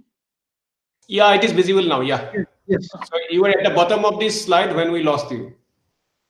Ah, okay. So I defined the rank of the elliptic curve. Was that part audible, or should I do it again? I think up to then it is fine. Yeah. Ah, okay, okay. So then so given an elliptic curve, so what I said upshot of that is there is a fundamental arithmetic or algebraic invent attached to an elliptic curve, which is rank of this EQ. It's a finite generated abelian group, so there is a rank associated with it. It's the number of copies of Z. Now, as I said, one of the underlying thing of number theory is that arithmetic object and analytic objects are related. So given any interesting arithmetic object, there will be a analytic counterpart. So analytic counterpart is this. So given an elliptic curve, we can define a complex analytic L function associated with the elliptic curve. And it is, in some sense, it looks somewhat similar like Riemann zeta function, but it is also different from Riemann zeta function. So it is defined by, so you take a complex number S in some half plane. So let's say real S greater than 3/2. And then you take product of this degree 2 polynomials evaluated at p to the power minus s, where s is the complex number, and then take the inverse. So it where this degree 2 polynomial is defined using the data of the elliptic curve. Okay, so this is a degree 2 polynomial. It looks like 1 plus p times t square minus some ap into t. It's not bracket t, sorry. So it's ap into t, where ap is coming from the data of the elliptic curve. Okay, so and so finally, if we multiply this and write it out as sum, then it will look like a Dirichlet series. Summation an by n to the power s, where n is greater or equal to 1 for real s greater than 3/2. So this is defined as a Dirichlet series on a half plane. But the interesting thing is that this can be analytically continued as an entire function to all of C. So it is a holomorphic extension, a metamorphic continuation to all of C, and that metamorphic continuation is actually entire. So it is holomorphic everywhere. Okay, and the completed L function satisfies the functional equation. So you take the completed L function, meaning you take this L function and then you sort of, so to speak, throw in the factors at infinity. So you multiply by some gamma function, some power of 2 pi, and some integer, which is called the conductor of the elliptic curve. And then you call it completed L function, usually denoted by lambda. Then, then one shows that lambda is equal to plus minus lambda 2 minus s. Okay, for all s in C. And this is and using this one, so this is the way one proves that using this one proves that this can be analytically continued to all of C as an entire function. But this is really a difficult theorem in the sense, first you need to know that the elliptic curves comes from a modular form, which is sort of the full force of Shimura-Taniyama-Well conjecture you need to know, or famous proof of, essentially the famous proof of Wiles's proof of Fermat's last theorem you need to know. So you need to know it's coming from some automorphic forms. And once it is in comes from some automorphic form, namely the modular form in this case, then there is standard technique of Hecke. Namely, you write the L function or the completed L function as a Mellin transform of itself, the function itself, and then you use the automorphic property of modular form. So that is the way you essentially prove this. Okay. So this satisfies the functional equation of this form. So all in all, it satisfies so it is an entire function using this modularity property, and then by result of AK using standard complex analysis and automorphic factor, that lambda s is plus minus lambda 2 minus s.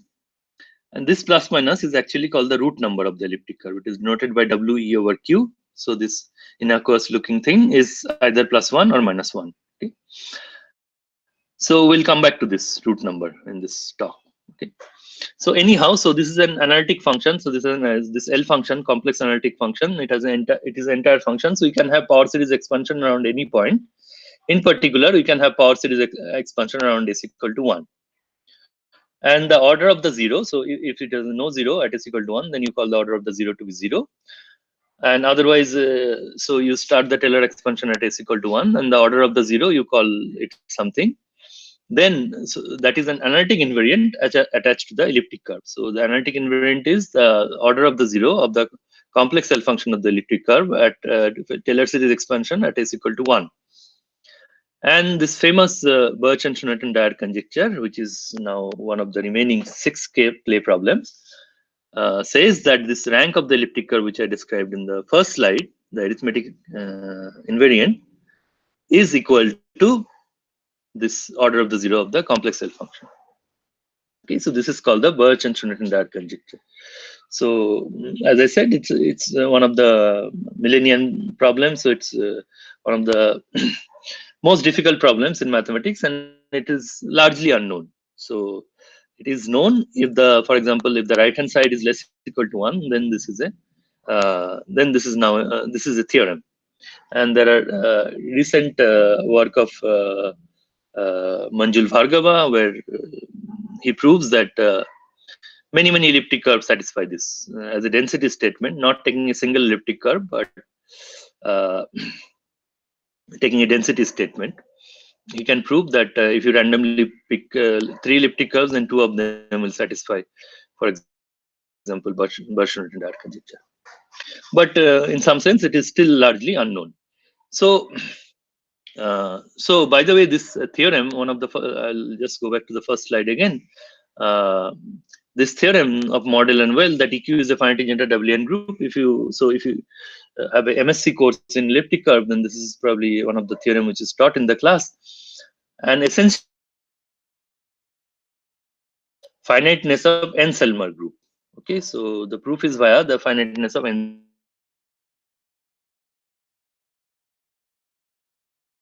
theorem. So you prove something like EQ mod 2 times EQ is finite, and then you use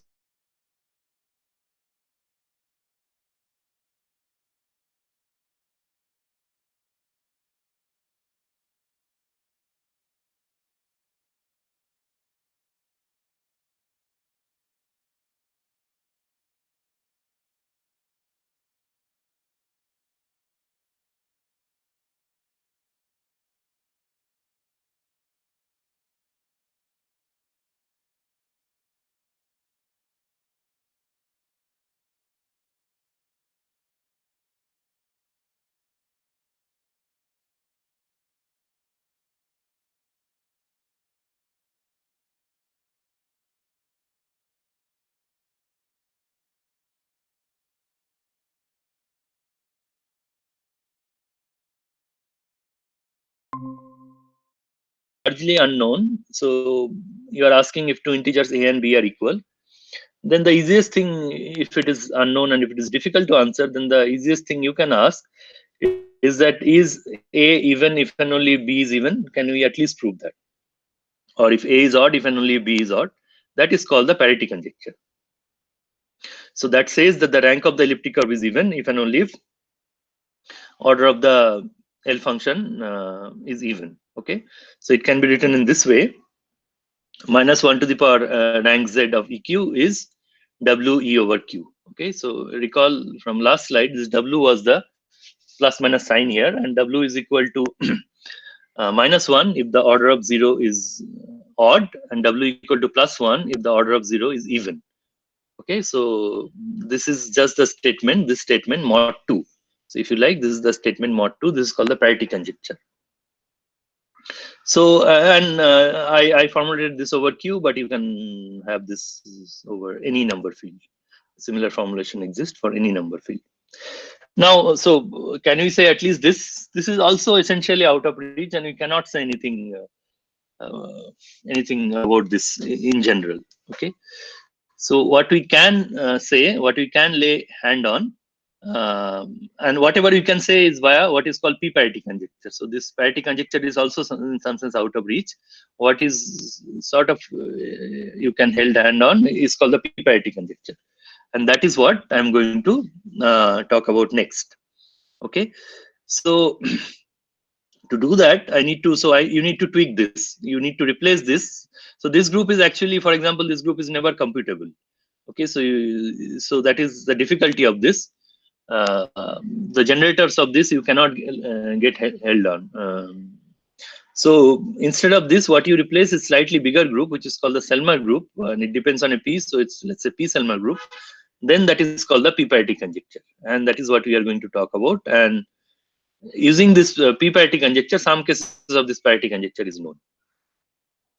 Okay, so yeah, so let E be an elliptic curve over a number field K, and P is an integer prime. Then the P-Selmer group of E over K is defined in terms of some kind of failure of global to local principle. Okay, so you have H1 GKEP, and so this is, so E is a group, so it's algebraic variety, it's a group, so you can talk about its p torsion point, and on this p torsion point there is action of the Galois group, and so you can form this first cohomology.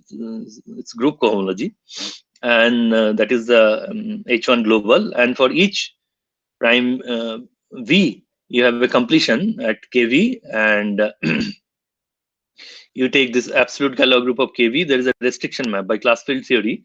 There is a restriction map from GK to GKV for every V, and then this kernel. But here you don't take p torsion point, you take all of the point of the elliptic curve over the algebraic closure of KV. So if you take Q, then this is the algebraic closure of QP for all P. So the kernel of this, so it's some kind of failure of global to local principle, is called the P-Selmer group. So maybe the definition uses cohomology, but the interesting thing is there's an exact sequence. Okay, that EK mod P times EK is a subset of the P-Selmer group, and then there is a kernel which is called the P part of the Tate-Scheferovich group. So I'm not going to define this. I mean, well, so the definition is similar, but here there is no P part. You just define from E to E, then it's called the Tate-Scheferovich group. Anyway, so the main thing is, see, this is a finite integer abelian group, and if you go mod P, then this is a FP module. So it's a FP vector space. On the other hand, this is also a FP vector space. So the dimension of this gives a upper bound of this rank of this. That is the important fact here. So if you have EK has Z rank R, then this FP vector space dimension of this gives a upper bound on the Z rank of EK. Okay, and that is what is so in work of, for example, Manjul Bhargava, this is this FP rank of this is average FP rank of this is counted, and that gives some information on the rank of this. So now in this, so still this FP is not ideal. So we want to sort of, so because this is also a finite group, so we want to capture in some sense this rank perfectly. So what you do, you take this P Selmer group. Similarly, you take P square here, then you define P square Selmer group. You take P to the power 3, then you define P to the power 3 Selmer group, and so on, P to the power n Selmer group, and then you take the limit. Then that you call to be P infinity Selmer group. And it happens to be a discrete module, so these are not nice to work on. So what you do, you take the Pontryagin dual. So Pontryagin dual in this case works out to be the continuous dual with respect to QP mod ZP, and that is called the P infinity compact Selmer group. So that is a finitely generated ZP module. Okay, so ZP is the periodic integer. So this, if you take the Pontryagin dual, this is a finitely generated ZP module, and so this has so then it has a ZP rank. And what p-parity conjecture says that instead of this, instead here, you replace this by p infinity Selmer group. Instead of EQ, you replace it by p infinity Selmer group, and that rank over ZP of the p infinity Selmer group is the same parity as the root number. Okay, so this is called the p-parity conjecture. So instead of EQ, I replaced it for any p, the p infinity Selmer group of E over K, the Pontryagin dual, and the rank of this. This is called the p-parity conjecture. Now, this is much. This is something one can lay hand on, and this is something where something can be proved or has been proved. But of course, one notices this is the formulation is a bit odd, because left hand side there depends on p prime, but right hand side there is no prime. It doesn't depend on any prime. But so I did not. So I stated only Birch-Newton Dyer conjecture in the weak form. But in the strong form, this rank is actually independent of p, and that is the same rank as this.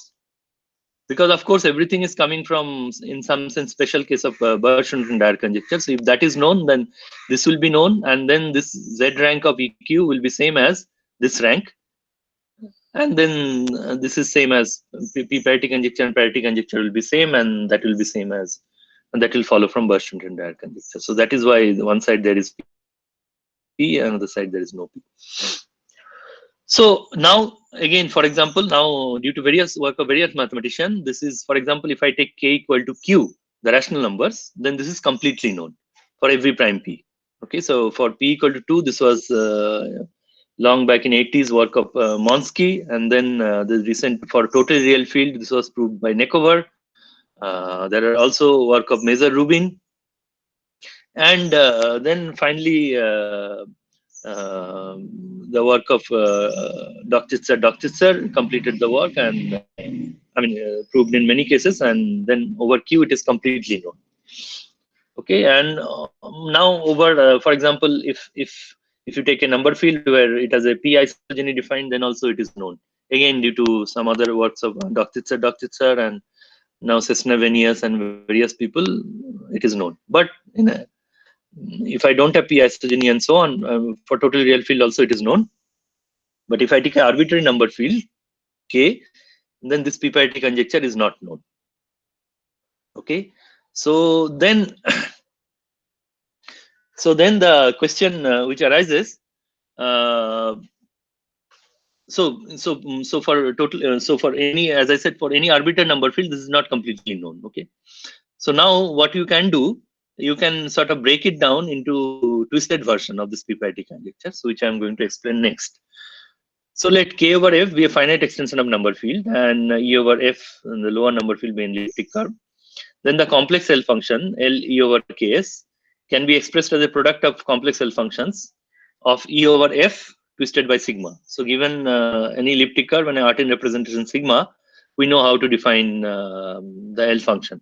It's again a complex analytic L function. It looks like a Dirichlet series, and generally it can be metamorphically continued. So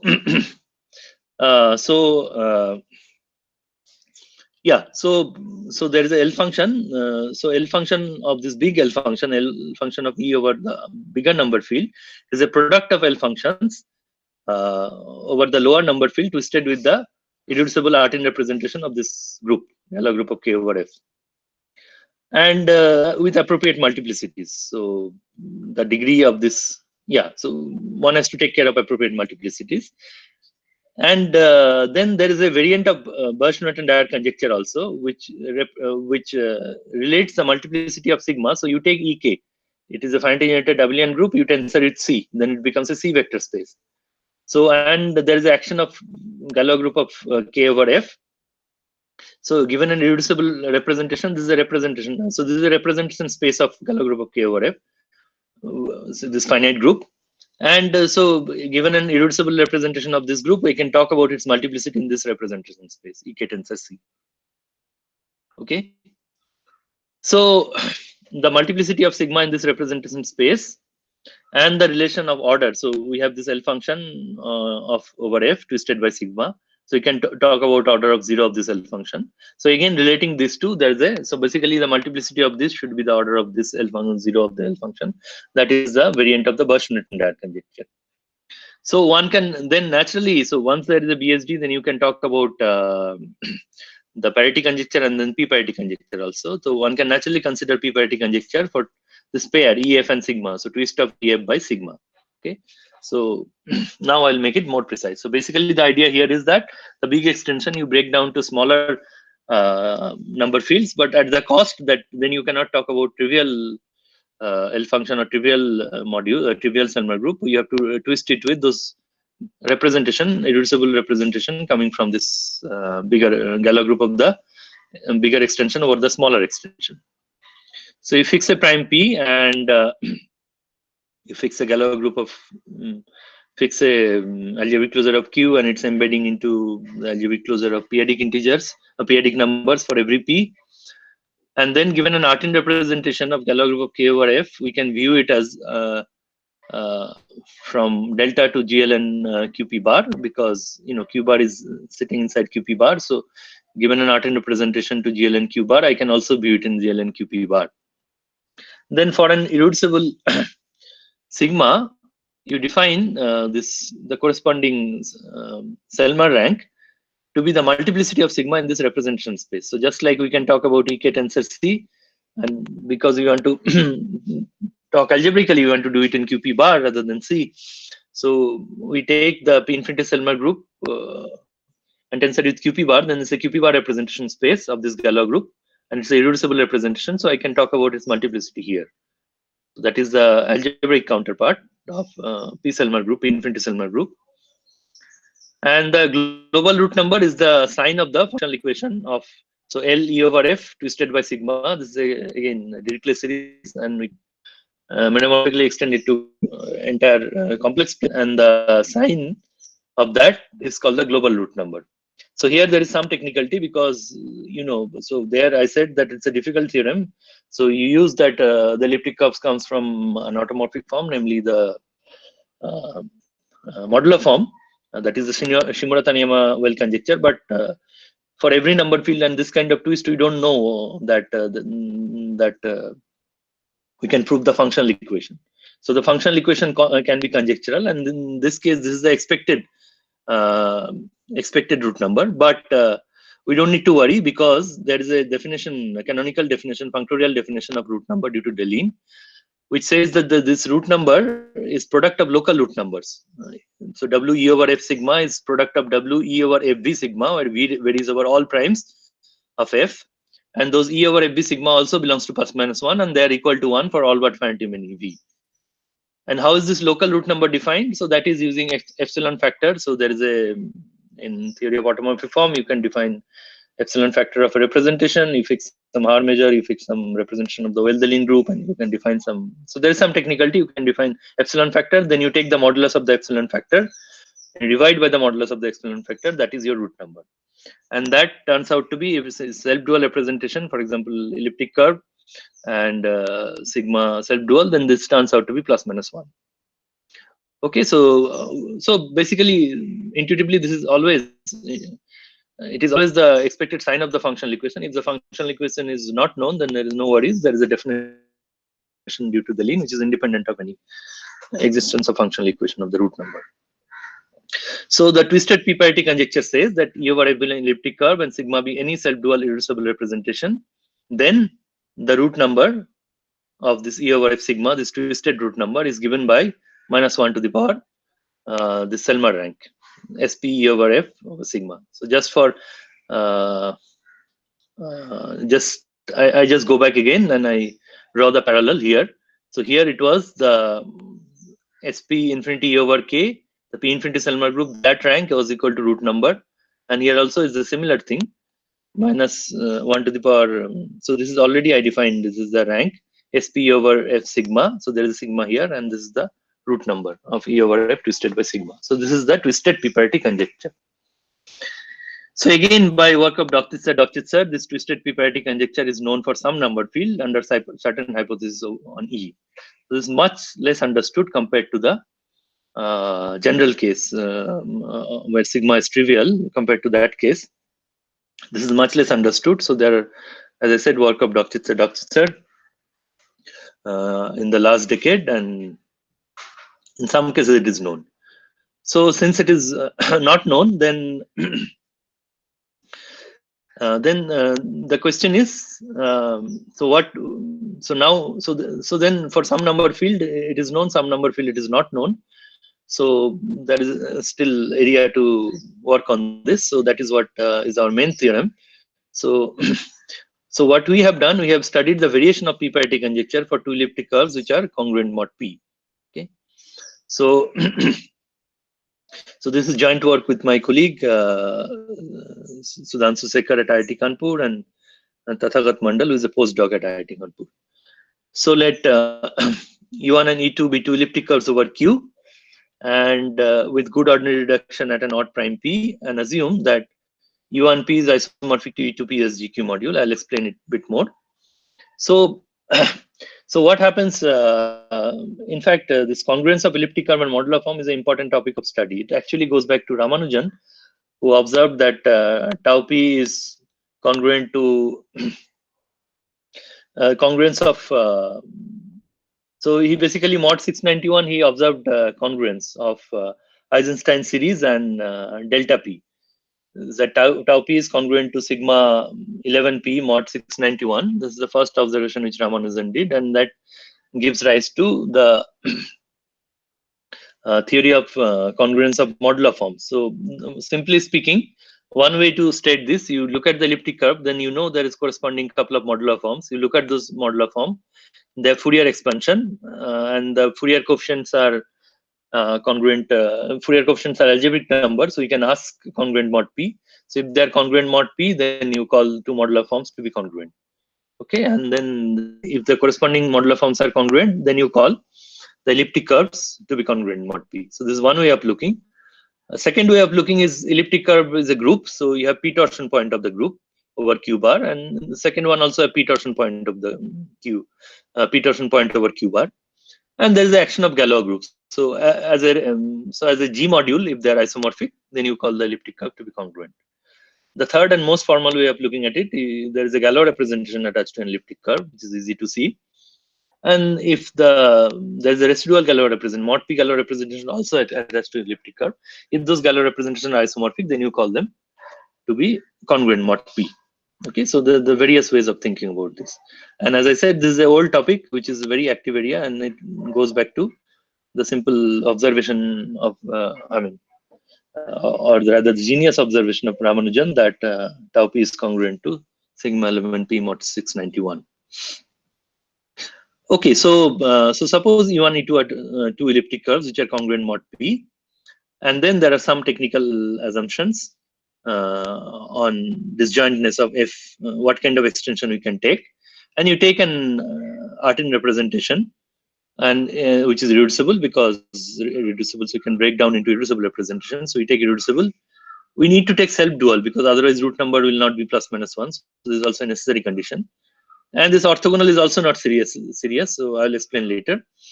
So self-dual representation, and then there are a couple of conditions which we need. One is that the elliptic curve doesn't have any p torsion point defined over K, and second is the p infinity Selmer group over, so there is a big extension, so I have not defined it.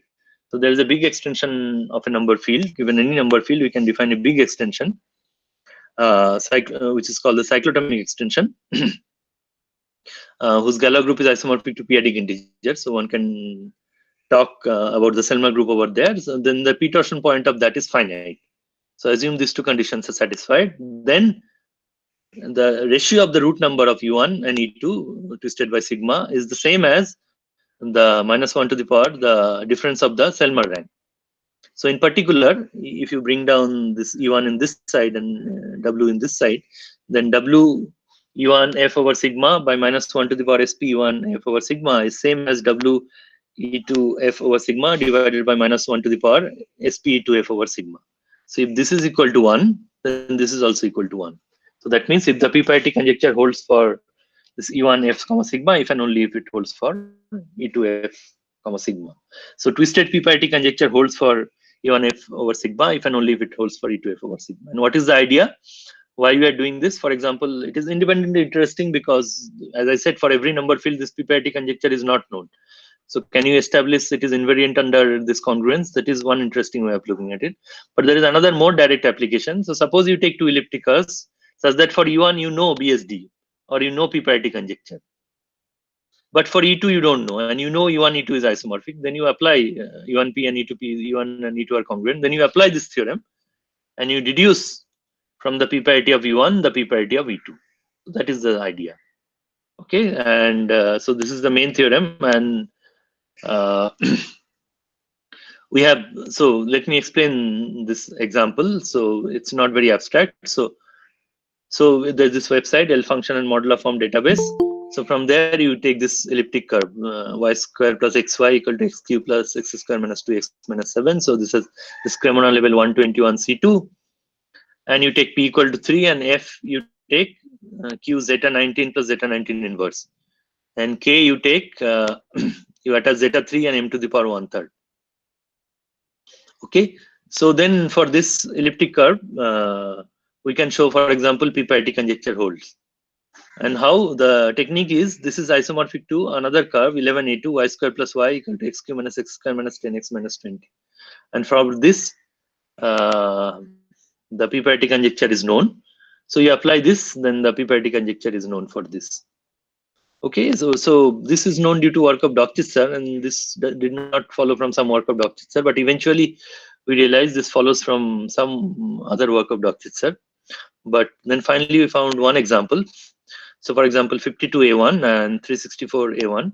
So here this elliptic curve, and we take a very big totally real field whose Galois group is isomorphic to S3, and there this p-parity conjecture for this is known because BSG is known over this totally real field, extending earlier work of Kolivagin and Gross-Jagier by Professor Shou Zhang in Princeton.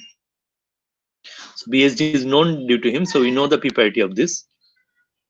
But p-parity of this is not known.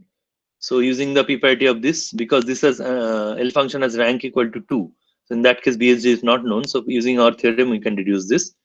However, we have to make one assumption that if 5 doesn't divide this Shah analytic, then 5 doesn't divide this. So under this mild assumption, we can prove that p-parity of this, which is not known due to existing literature. So this is one application we saw. And I have almost run out of time, so I'll not say anything about the proof. But I'll just say that main idea of the proof is here. Main idea of the proof is you deal these two things separately. So you compare this to root number separately, and you compare this to Selmer things separately. And for root numbers, what you do due to so if it is a good prime for the elliptic curve and where sigma is unramified, then both these root numbers are 1 by the result of Raulich. So you are reduced to treating finitely many cases whether it is either a bad prime for E1 or bad prime for E2, or where sigma is ramified, or it's a ramified prime for f over k, those kind of finitely many places. And there you compute the root numbers in the analytic side. On the algebraic side, what you do, these two Selmer groups by techniques which is developed by Greenberg and Batsal, you show again there are some local Iwasawa invariant at finitely many primes where they differ, otherwise these two things are same. Because using that E1P is isomorphic to E2P. And here we need all this assumption. The root number side is completely sort of assumption free. We can do this very generally, but here we need this technical assumptions.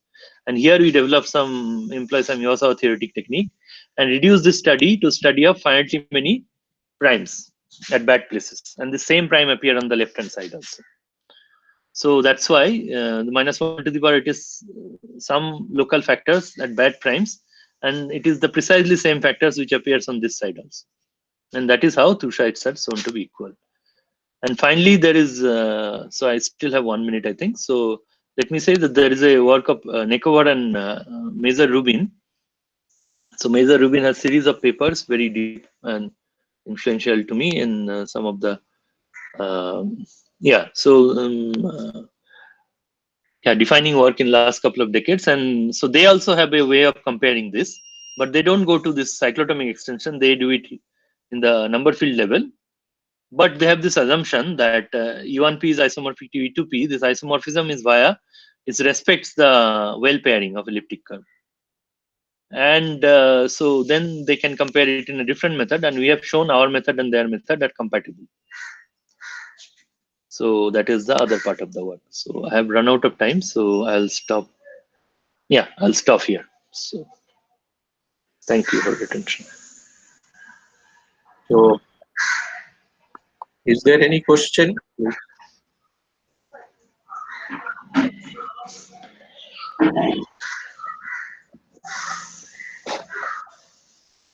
If something important is there, 1 or 2 minutes, you can continue, Dr. Shomnath. No, that is fine. I mean, yeah, I mean, Okay. because it will take then 15-20 minutes, so it's all right. Okay. So I have one question. So this Yeah. parity, does it lead to parity for the, I mean, any other result apart from the original thing, I mean, from the twisted parity? Yes.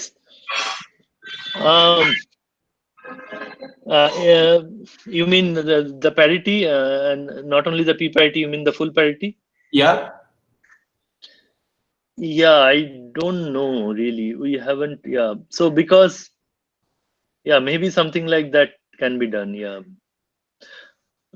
So the only case of this actual parity conjecture is again doctors are using their work for various p parity. They deduce the actual parity conjecture for some prime p, for some elliptic curve or some extent under some assumption.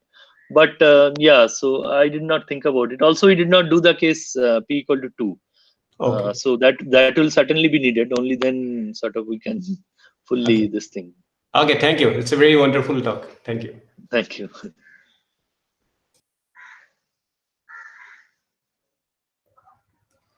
Any other question?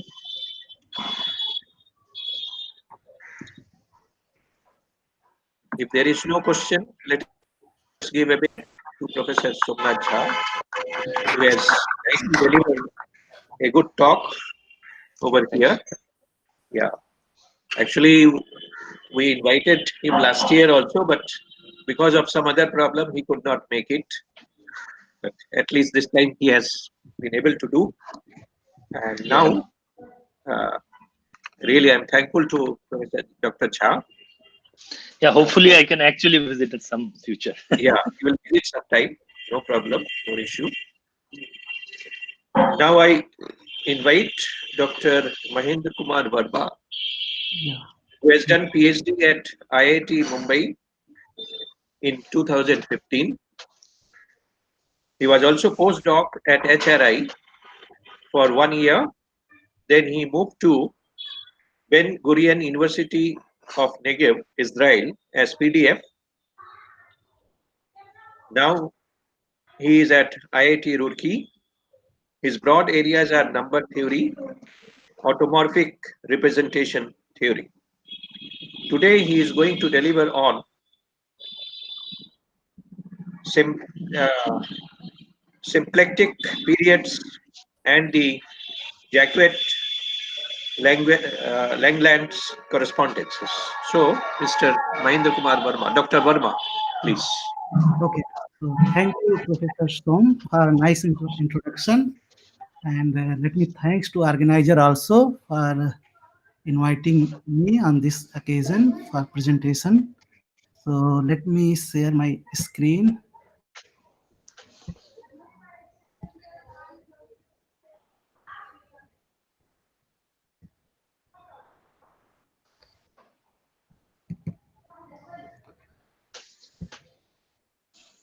Yeah, so now is it visible? Yes, yes, it is visible. Fine. Yeah, okay, so thank you. Yeah, so I will speak on the symplectic period and this Jacquet-Langland correspondence. So I will define what is the symplectic period. This is some integral, and I will also define, not very precisely, but in some sense, this Jacquet-Langland correspondence, and then I will say about results about that. Okay, so let me do some basics number theory. I mean some notation only for some beginners. So for this, I will assume that f any number fields, but I mean I will do it with only field of rational number, and any number field is a finite extension, and then any rational number has a unique representation, this p to the power r a by b, and using that, one can define an absolute value map on this field of rational number, and then this defines a metric on this field of rational number, and that is not complete, and one can complete with respect to this metric, and we will get this field QP, that is called periodic field, and that is a locally compact field. So for every prime P, we have this QP, that is a complete field, and this P is equal to infinite I have written, that is our usual absolute value, that is the Euclidean one, and corresponding to that completion we have this field of real number, and that is also complete, that we already know. So then one can define, so for this finite prime P, we have compact open subring ZP inside that QP, one can, yeah. So, and then one can take this all the product, this all the completion, real numbers and these QP, but not exact direct product, but some kind of restricted direct product, meaning all but finitely many tuples are in this compact open subring ZP. So then this is called ring of Adels. This is also locally compact ring under this definition. And some sense we are defining in this way, we want this locally compact things.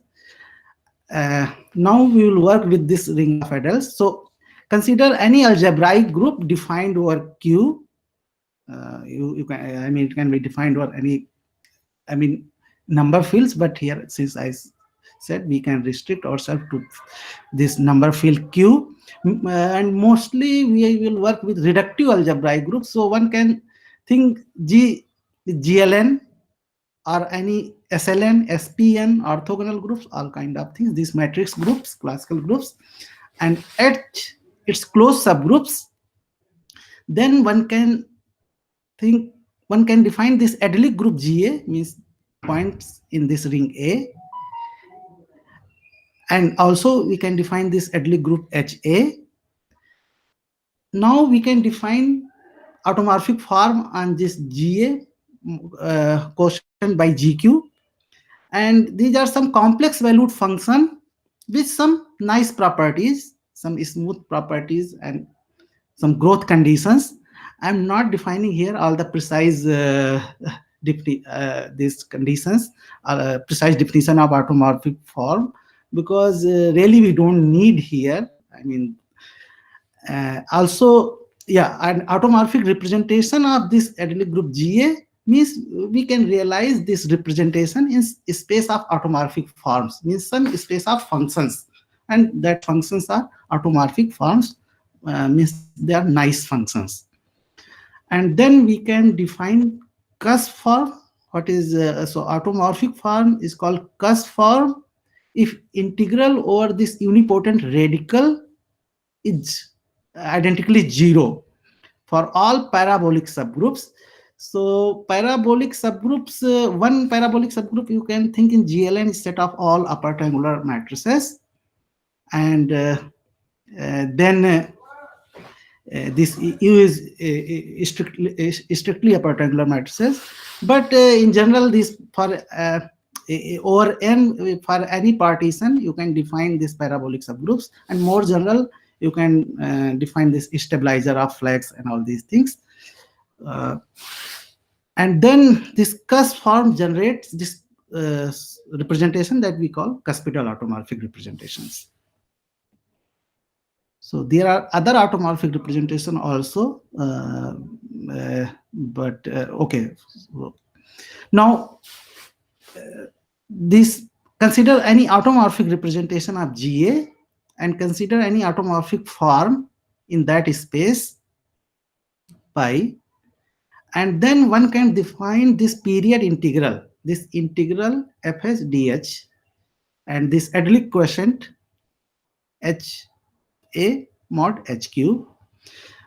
First, we can ask the question whether this integral makes sense, means whether this integral converges or not. So that is the first question, and even For many cases, this is the difficult questions, but there are some way, for sometimes it converges, sometimes it doesn't converge. And once it converges, one can ask whether this is equal to 0 or non-zero. So we say that an irreducible automorphic representation is H distinguished if this period integral is not identically 0 on the space of pi. So this pi consists of these automorphic functions. But when this pi is cuspidal automorphic representation, then due to result of this S, Ginsburg and Rayleigh, this always converges. So for cuspidal automorphic representation, this always makes sense. And for other automorphic representation, I mean, one has to prove that whether it converges or not. And these, when this is non-zero, these period integral are related to special values of some certain L function. And I will give one example here. Like, consider this classical Eisenstein series on upper half plane. This summation over these integer mn double sum. Both are, at least one is non-zero, and this imaginary part of this z to the power s divided by this absolute value of mz plus n to the power s, where s is this variable, complex variable.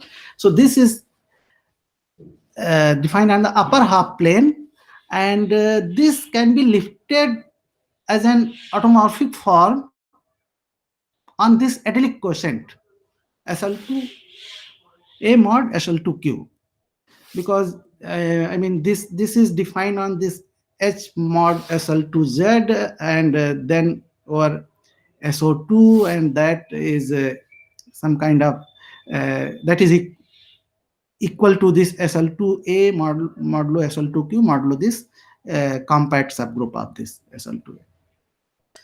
And if we integrate with respect to this SO2, this adelic quotient of SO2, then we will get this Dedekind zeta function over this number field Qi. So this is an automorphic L function, one of the automorphic L functions, and this is the, you can say, generalization of this our Riemann zeta functions. So this period, so here this is an automorphic form, this is a mass form on this SL2, and its period with respect to this SO2 is related with this automorphic L function, Dedekind zeta function. So there is, one can say, there is number theory behind these period integrals, not only abstract things, this integral, and that is the one main reason to study this period integral.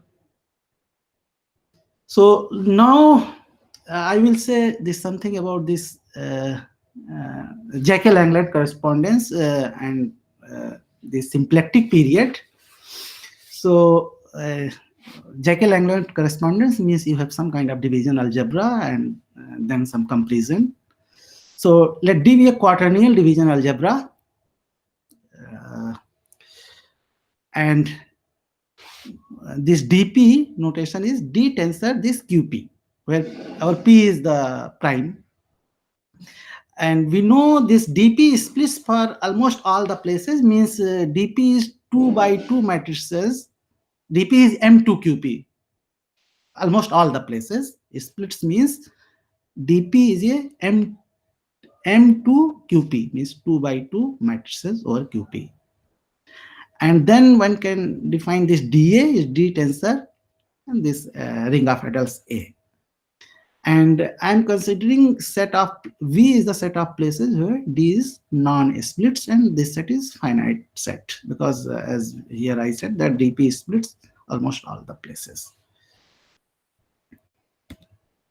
So now one can define this various groups, I mean two groups over this division algebra. So one group we have this GLN and another group we have GLN general linear group defined over this division algebra. And this we can define SP and D. This defined as in terms of matrices, set of all those elements which satisfy this condition: A bar transpose is equal to J, where bar of any element in division algebra is defined because this quaternion division algebra, we have this involution. X bar is equal to trace of X minus X. So one can define this bar here. And then we have this symmetric matrix. Yeah. So this define a non-degenerate bilinear form, and one can say that SPND is the set of all those matrices in GLND which preserve this bilinear form. And in general, over fields also, this symplectic group define those matrices in GL2N F or field which preserve that non-degenerate skew-symmetric bilinear form. So then this SPND is the unique non-split inner form. This is called inner form of the group SP2NQ. So form means this splits in some extension, means they become isomorphic in some higher field extension. And this clearly this SPND is a subgroup of GLND. Now we can define this symplectic period. So for an automorphic form on this GL2N, we consider this period integral SP2NQ, this Adlich quotient, and this we know with the work of Umar Offen and others, Lapid, Umar Offen and many others, that this integral converges and absolutely converges. And we say that irreducible automorphic representation is SP2N distinguished if above period integral is non-zero. And similarly, one can define on this side also this for division algebra case. So this we call this split case, and this we call this non-split case. That period integral, that is we also calling symplectic period, or if this if this is non-zero. Now for the split case, means when D is F, our Q field, this period integral is studied by this Jacquet, Rallis, Offen, Amana, the symplectic case. And this is the first result by Jacquet, Rallis, that if pi be a cuspidal automorphic representation, sorry, here is some spelling mistake, typos. If pi is a cuspidal automorphic representation of GL2N, then its symplectic period vanishes identically. Means that period integral is 0 for any automorphic form in that space pi. And proof is some kind of local and global theory. So here I have defined, this is called global distinguished problems, and one can define local version of that. So here, this pi, this automorphic representation, one can see as a restricted direct product of this pi p's, and where pi p is a representation, actual abstract representation. And this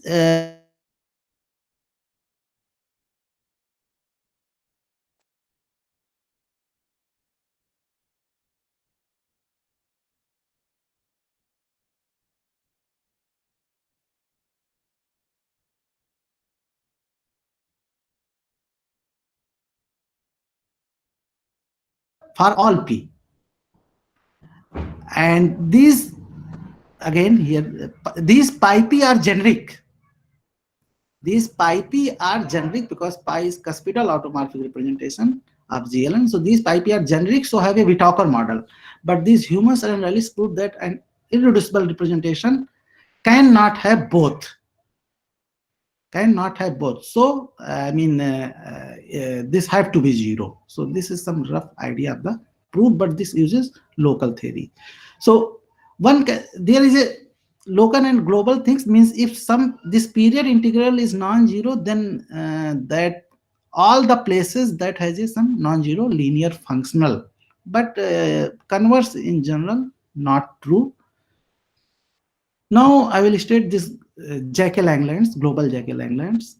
So this set DES2n is a set of discrete automorphic representation of GL2n. So this cusp form, this cuspidal automorphic representation is the sub of this space. So in general, this set of all square integrable automorphic form one can decompose in discrete automorphic and continuous automorphic form automorphic representation, and then this is the DS2n is set of all discrete automorphic representation. And similarly, this is on the non-split side, DES prime. This is the set of discrete on this side, and then this there is a this called Jacob-Langland lip, which attach every automorphic representation, discrete automorphic representation on this side, non-split side, to a automorphic representation on the split side that we call JL pi. And there are some technical definitions are there, but I mean we don't need here. Something decompatibility. And then one can state this Jacob-Langlands, and so Jacob and Langlands they did for n equal to 1, and then this Jacob-Langlands, this Badlescu and Badlescu-Reynard, they generalize it for any n. And here it is not only true for quaternion division algebra, but this is true for any division algebra. And this says that only one line we need. There exists a unique injective map from this set, from this non-split side, from division algebra side to this field side. Means for every automorphic representation here, we have automorphic representation such that their local component matches at all the split place, and non-split places they have defined in some complicated way. And for that we need some this compatibility notion of this representation and all these things, but we are not going to explain in detail here. So we need only that this for an automorphic representation on this division algebra side, we have automorphic representation on this split side. Then so we have seen that when D is equal to this field or Q, this cuspidal representation are not distinguished, means that period integral is 0 by Jacob and Rayleigh's. But here for this non-split side, we have proved that for odd n greater 1, there exists a cuspidal automorphic representation such that this period integral is non-zero. And this construction is mainly due to by Dipen Prasad, because he constructed a local representation, and then using that one we can globalize this one to get a cuspidal automorphic representation. So I can say this is mainly due to Dipen Prasad. And then then here I proved that this is the one of the main results, that if pi is a cuspidal automorphic representation of GL and DA, whose Jacob-Langland lift is also cuspidal. So cuspidal representation can go to cuspidal one and it can go to non-cuspidal also under Jacob-Langlands. So if cuspidal goes to cuspidal, then symplectic period vanishes both sides. So one side we already know, and another side, this is the theorem that we can prove that this another side is also vanishes. And another theorem is, we can say that if any representation which appears in the discrete spectrum and distinguished by SP and DA, means that period integral is not 0 on the non-split sides, then its Jacob-Langland is also distinguished on the field side. So here, you know, this always this Jacob-Langland lifts from GLN to GL2n, because this quaternion division algebra has degree 2. And then so here proof is using again local theory, because you know parallel there is a local theory of distinguished representation or this period integral, and here for this proof we need some local theory. And so this I have proved one side, but then this Dipen Prasad conjectured that this converse is also true, and this conjecture is here, that automorphic representation of GL and DA is distinguished by SP and DA if and only if its Jacob-Langland lift is distinguished by SP2. So this is now if and only if things, but only conjecture. But as I can say, for some partial result in case, and so far n equal to 1, that is the trivial one. I mean, that is the true, this if and only if for n equal to 1, easy one. But for n equal to 2, some partial result is there, and I can say here something. So for that, yeah, so partial result, first we can think here partial result here, that is the last theorem, that any non-cuspidal automorphic representation in the discrete spectrum of GL2DA. So this partial result means I am saying, because this is I have proved only for non-cuspidal. For cuspidal one, that is the difficult theorem. So for non-cuspidal, using classification theorem, we can say this is of this form, J2 comma sigma. This is kind of some space kind of representation, and this sigma is representation of GL1DA, and if this is distinguished by SP2DA, and its image under Jacob-Langland correspondence is distinguished by SP4A. So, but the proof of this theorem, using this theorem, this is the first theorem, that this computation, so one can say that this is the main theorem, that one have to find out this automorphic form in this space J2 sigma. So this E minus 1, this is called residue of Eisenstein series, and this lies in this J2 sigma, and its integral is this. There are many notations, so I will not explain, but one can unfold. First you have to prove this convergent, and then you have to unfold, and you have to compute, and you have to contribute, you have to compute different contribution of cosets, double cosets, and then finally you will get these things. But then you have to show that this right hand side is non-zero for some choice of phi.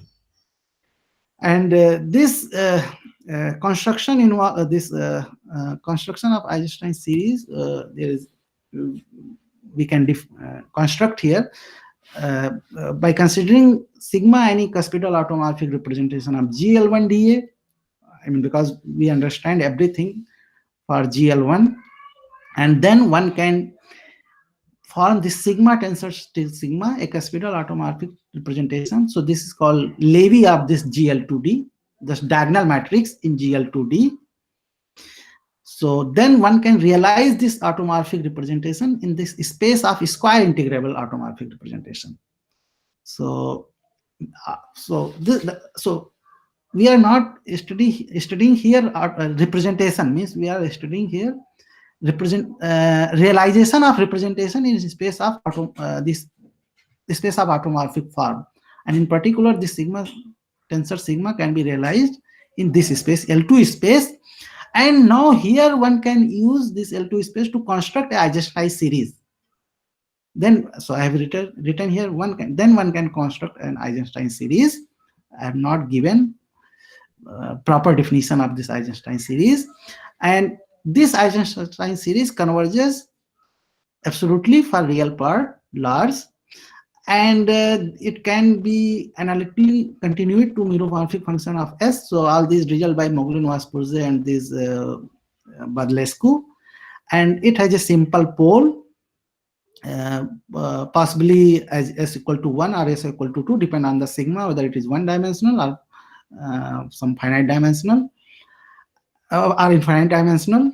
And then we can define this residue, and so this is called residue of Eisenstein series. And then we have integrated here, and we got this integral, and then we, for some choice, you have to prove this is non-zero. Again here local theory involved. You have to use the local theory to prove this. You have to write as a product of local integrals, and then you have to prove that this is non-zero, and then this theorem, last theorem, is the consequence of that. So, okay, thank you. I will stop here.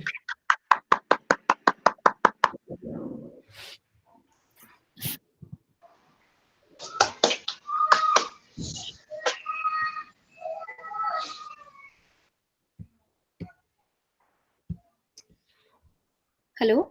Yeah, yes, So can I ask one question?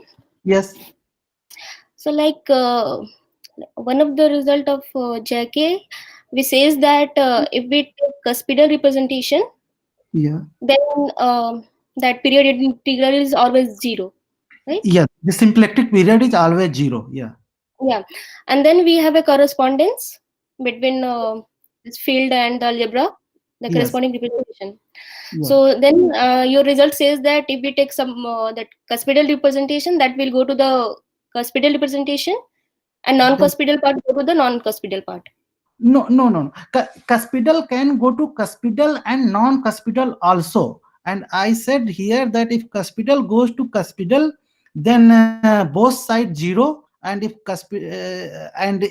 yeah, and if so, Can no, can so you go to that slide where you have stated that result? Like, yeah, okay, okay. uh, Sorry. Okay. actually, I got confused. Like, Uh, so I have to share again whether my slide oh, is you No, have visible. stopped. just go to the PDF. Go to the PDF. Acha, acha, okay, okay, okay. Yes. Here. So here, pi is cuspidal automorphic representation. I said here, if cuspidal goes to cuspidal, Okay. then both side vanishes. But cuspidal on this side, on division algebra side, can go to non-cuspidal also. That is called residual representation. Okay. Okay. Okay. And So, then it is non-zero. Then it is non-zero. Here, this is the second one. So if pi is an automorphic representation, and if this is distinguished, mainly this result of what I said, that cuspidal go to non-cuspidal also, that is here okay. in this. Okay. So it may be case that cuspidal can go to the non-cuspidal part in that Yeah, correspondence. that is yeah, you can say this is by this Badlescu. Cuspidal can go to non-cuspidal. And can you go to that slide? I think slide number 9, where you have Whittaker model. So here. So yeah, here what you wanted to say, because there So was. I want to say that if pi has a non-zero period, then this all local component has a non-zero invariant linear functional, Yeah. and all these and this pi is cuspidal representations of GLN. So this pi p is generic, Okay. and generic means it has a Whittaker model, Yeah. some invariant function under this unipotent Yeah. subgroup. Yeah. And then Humus Rallis proved that this irreducible representation cannot have both together. Okay. So that's why it says that it cannot be non-zero. This period integral cannot be non-zero. So you want to say that whenever we have a Whittaker model, that period is always non-zero? This is for GLN. For GLN, Yeah. I mean, yeah. So yeah, if any irreducible, so this is local question is there. I mean, if any irreducible representation has a Whittaker model, then it does not have a symplectic period, and vice versa. Okay. Okay. Yeah. Thank you. Yeah. Okay. Thank you. Okay. So, are there any more questions? As there are no other questions, let us give a big hand to Dr. Mahendra Verma for his nice presentation. Thank you. Okay. So, So I thank Mr. Mahendra Verma, Dr. Verma, for his good presentation. Over to Avas. yes, thank you, sir. So now you can stop sharing your slide. Yeah. Yeah. So okay. So with this, we end our this second morning session. So there is a break. Now we shall again resume at 2:30 for afternoon session.